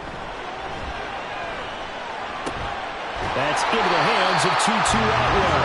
And he'll be out of bounds, but able to get it up past the 45. 19 yards to pick up there. Move the chains. Well, that certainly has to feel good. It's not all the time that the play caller should get all the credit. Sometimes I think in the huddle, the quarterback just says, hey, who's going to make a play for me? I just need something right here. And the end result there, nice first down. Drive keeps moving. Stafford's throw here hauled in by Kupp.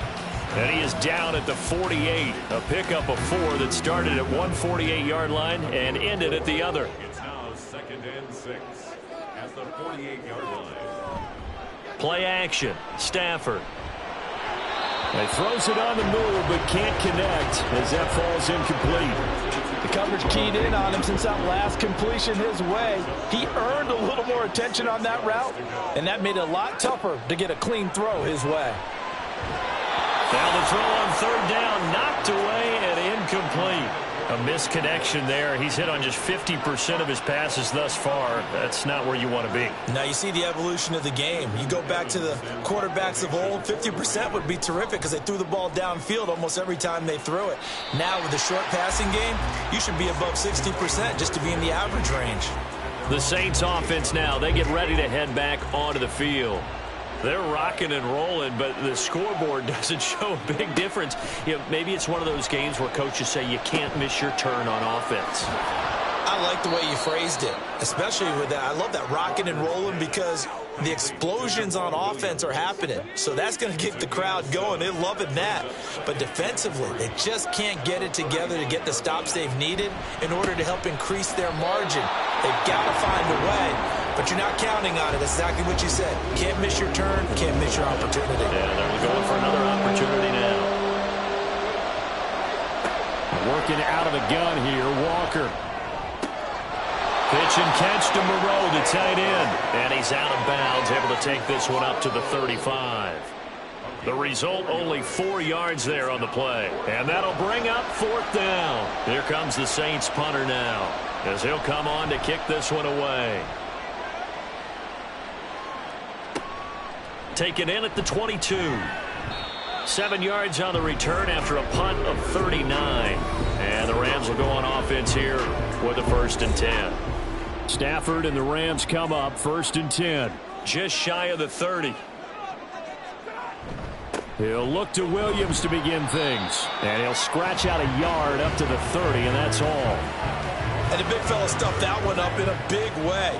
I think doubling him has to be a priority because you can't move up to the next level if you don't take care of him first. Throwing is Stafford. Throw complete right side to Cooks. And he'll be upended at the 33 following a gain of 3.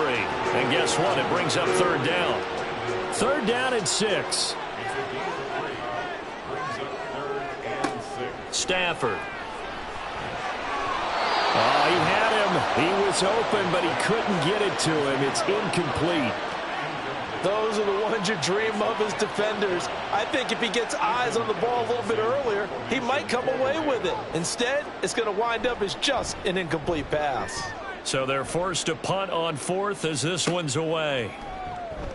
It's a 40-yard punt, 4 yards on the return. And the Saints will take over with a first down and 10. So 1st and 10 now from the 30.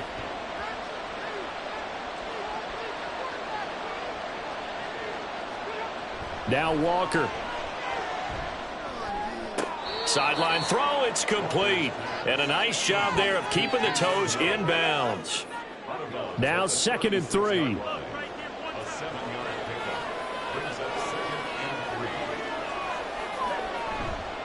On the counter, here's Williams. And this won't be enough to pick up the first. A gain of 2, 3rd and 1. So they just need 1 yard here to pick up the first down. On 3rd down, here's Williams. That is not going to be any help as they dump him behind the line of scrimmage. This defense not budging. Back-to-back carries of just 2 yards. I'll tell you what, this defense hasn't played its best, but they're still right in this football game. And if they keep making plays just like that, they're going to give their offense a chance. Here comes the Saints punter now as he's on here to punt it away. And a fair catch signaled for and taken just outside the 20-yard line. A 40-yard punt, no return. The offense for Los Angeles returns to the field. And our game's hit a little bit of a lull here, a little bit of a snag. Punts on back-to-back drives. And old-school coaches don't necessarily mind that. Didn't turn it over, right? Didn't create a big play for the other team.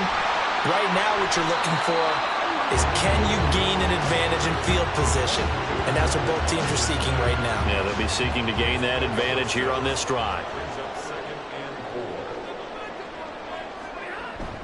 Off of play action, here's Stafford. That's caught. It's 2-2 Atwell. And able to get this one across the 45 before he's brought down. It'll be a first down for the Rams there on a pickup of 18.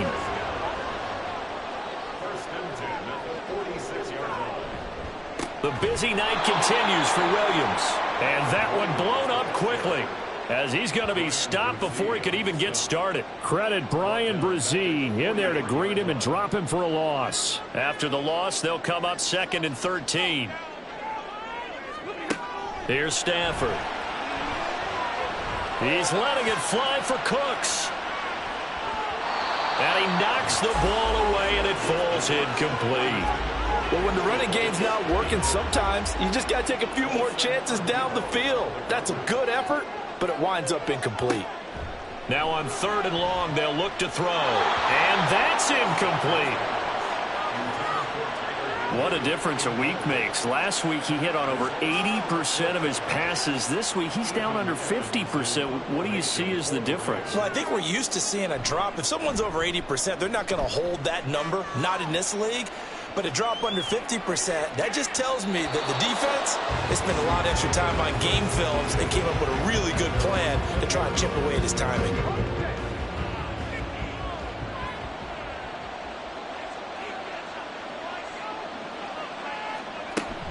They start the drive on the ground. It's Williams. Shoves him aside.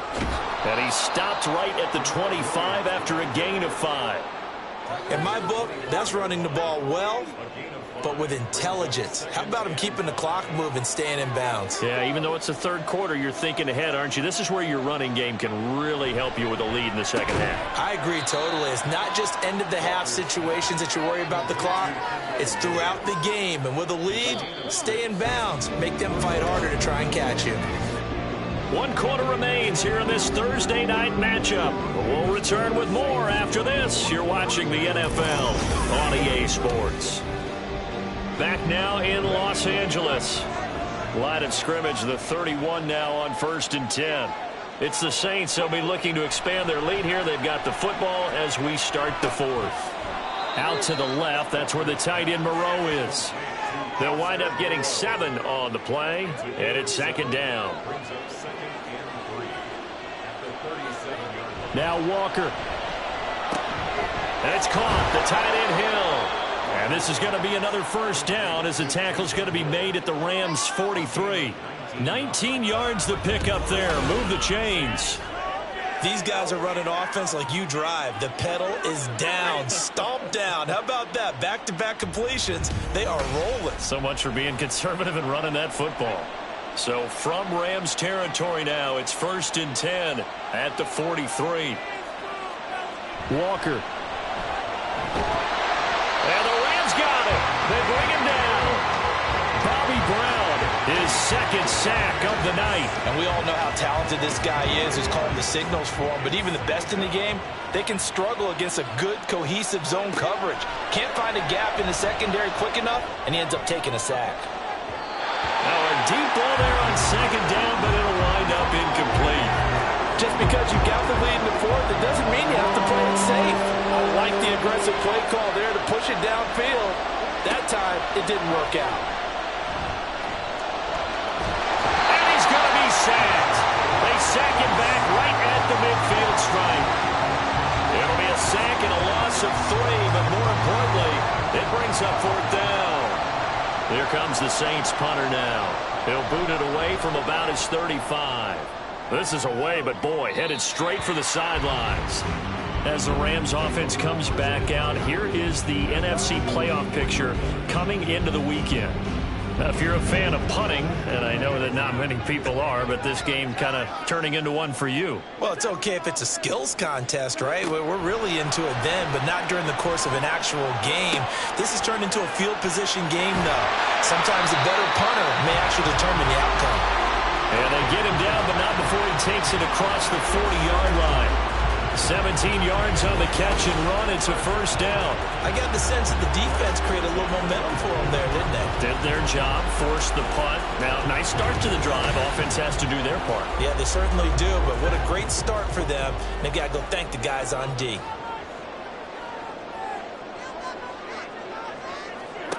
On 1st and 10, Stafford. And this will be well too low for him to bring in. It's incomplete. Throwing the football, he's not as sharp as he was last week when he was over 70%. Right now, he's under 50%. Well, that comes from extra game film, extra time. You know those guys watched him all week, saw how precise he was, and constructed a defense to try and chip away at that. And thus far, they've been successful.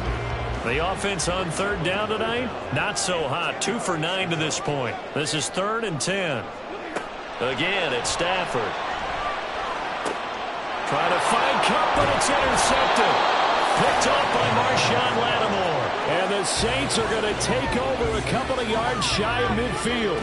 Well, this is simply a great read by a defensive back. It's 3rd and 10, so he sits right on where the yard-to-gain marker is, knows it's going to be a route around that distance, makes his read, breaks on the football, and makes a terrific play.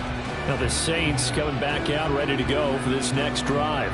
Another important 4th quarter series coming up. That last INT helping to maintain their slim advantage. They've got good starting field position as they come up here 1st and 10. Just shy of midfield at the 48. Here's Walker. Pitch and catch to Moreau, the tight end. And they'll get him down after a pickup of 8. 2nd and 2.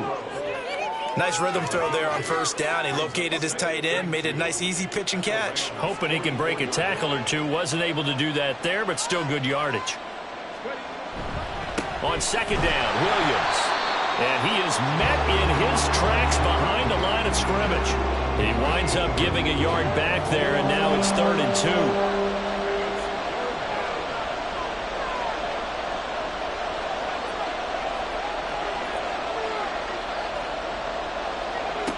To throw is Walker. He's got his target. That's complete. And he's got this down a yard or two shy of the 40 before he's out of bounds. It's a first down following a gain of 3.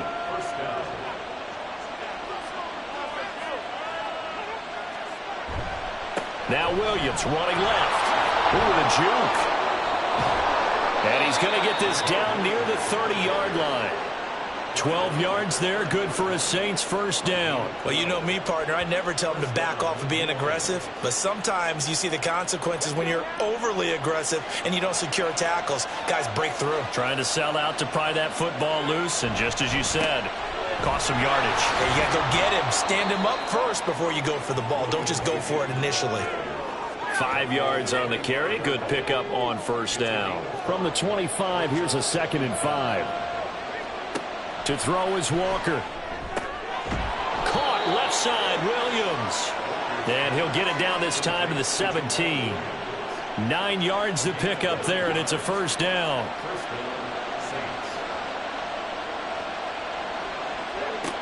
Walker now. This will be caught just inside the 10. And that's good for a pickup of 10 yards. And they'll be left with a 2nd and about a foot.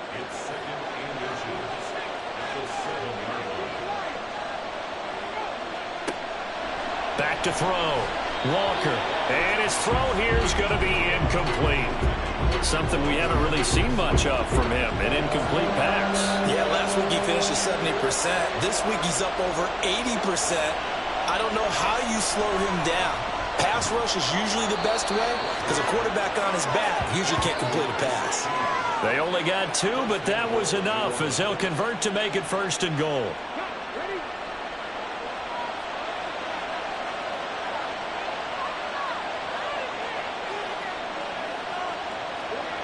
Back to throw again. Escaping the pressure. Under pressure now, and he's going to go down. Sacked back around the 8. Bradley Chubb in there to get him, and that is sack number 6 now for him on the year. It's 2nd and goal, back to the 8-yard line now.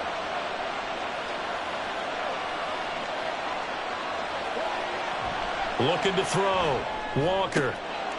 And he's got him. It's caught in the end zone. Touchdown, New Orleans. Kendre Miller with his first career NFL touchdown. And the Saints are on their way to a 13th win on the year as they add on to their lead. We talk so often about how hard it is to win in the NFL when you turn the ball over, and here a late turnover leads to a 4th-quarter touchdown and a 2-score lead. And what's more important is being able to take advantage when a turnover presents itself. You've got to come up with points to make the other guy pay. They're able to do so here, and they've got a pretty good chance now of winning this football game.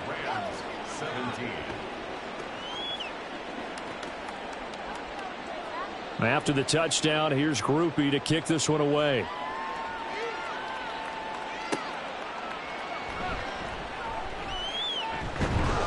And he brings us out past the 20 to the 24. Here's a Los Angeles offense as they get set to take possession. And we'll see if they can bounce back from that last drive. In particular, if they can bounce back at the quarterback position, Charles, after throwing their first interception of the ball game.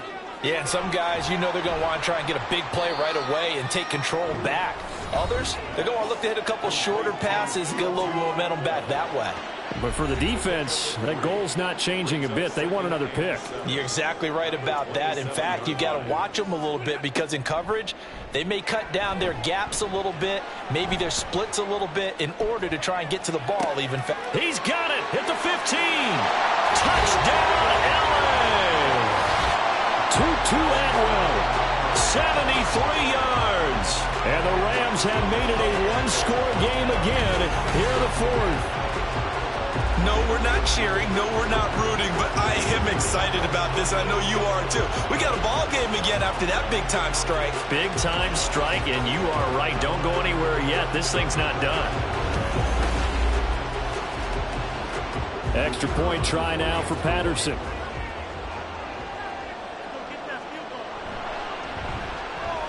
And that'll cut the lead down now to a touchdown. The long touchdown pass gets him 6 on a very, very tidy 2-play drive that time. From a couple yards deep, he'll bring it out of the end zone. And in hindsight, probably should have taken a knee as he only gets this out to the 16-yard line. And now the Saints get set to trot out there. After the touchdown we just saw, we have a brand new ball game. And now look at the situation. You got plenty of time on the clock. Defensively, they have 3 timeouts. So do you run the football here or do you throw it? I think you have that full conversation with your offensive unit. And you tell them, here's the situation. They've got all their timeouts, so we are not going to play this conservatively. We've got to attack them. We've got to make them use those, gain the ground that we need in order to put this game away. If you think we're just going to run it 3 times and punt it, you got another thing coming. Yeah, and by the way, also the 2-minute warning in play, so essentially 4 timeouts left. They have to be aggressive here. And they're going to have this across midfield and inside the 45. 23 yards on the tuck and run. It's getting cold in here, partner, because it looks like he's trying to ice this one away. Yeah, I know, bad dad joke, but what the heck, right? Scrambling for that first after the D blanket his receivers, that's a backbreaker for the defense. They finish this drive off with 6, and this one could be over.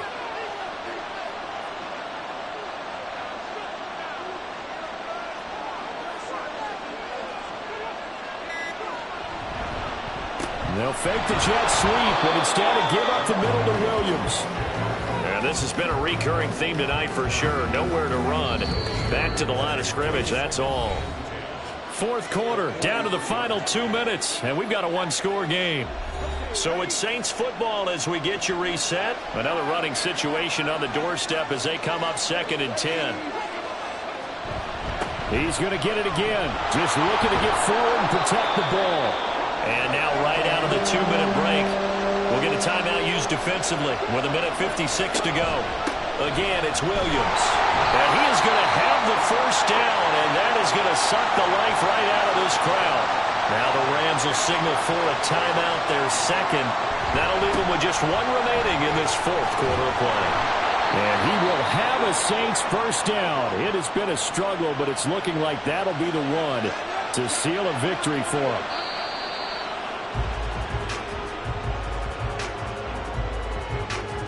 A 2nd and 11 from the 19.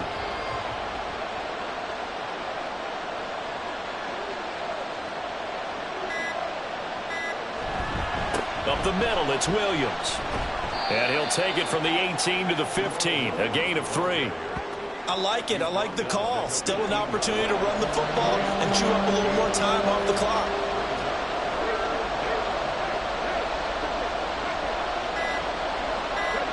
So he'll take a knee here to wrap this one up, and he's going to want to keep that game ball. He was sensational. So here we go, a big spot now for Blake Groupie. This to make it a 2-score game. And his kick is right there. It's good, and that will extend their lead even further. So it's a win here for the Saints, and it was thanks in part to their man under center, their veteran quarterback. Yeah, some of these DBs are going to be tossing and turning tonight, partner. He really had their number. Wound up with well over 300 yards passing and 2 touchdowns to boot. So for New Orleans, they continue to rack up the victories as this one moves them to 13-2 on the year. And they'll get a few extra days to get ready for next week where they take on the Tampa Bay Buccaneers. Meanwhile for L.A., the slide continues as they drop now to 3-12. And they'll look to regroup next week as they head to MetLife Stadium to take on the New York Giants. Thanks for tuning in, everybody. Alongside Charles Davis, we thank our entire crew. I'm Brandon Gaudin. This is the NFL on EA Sports.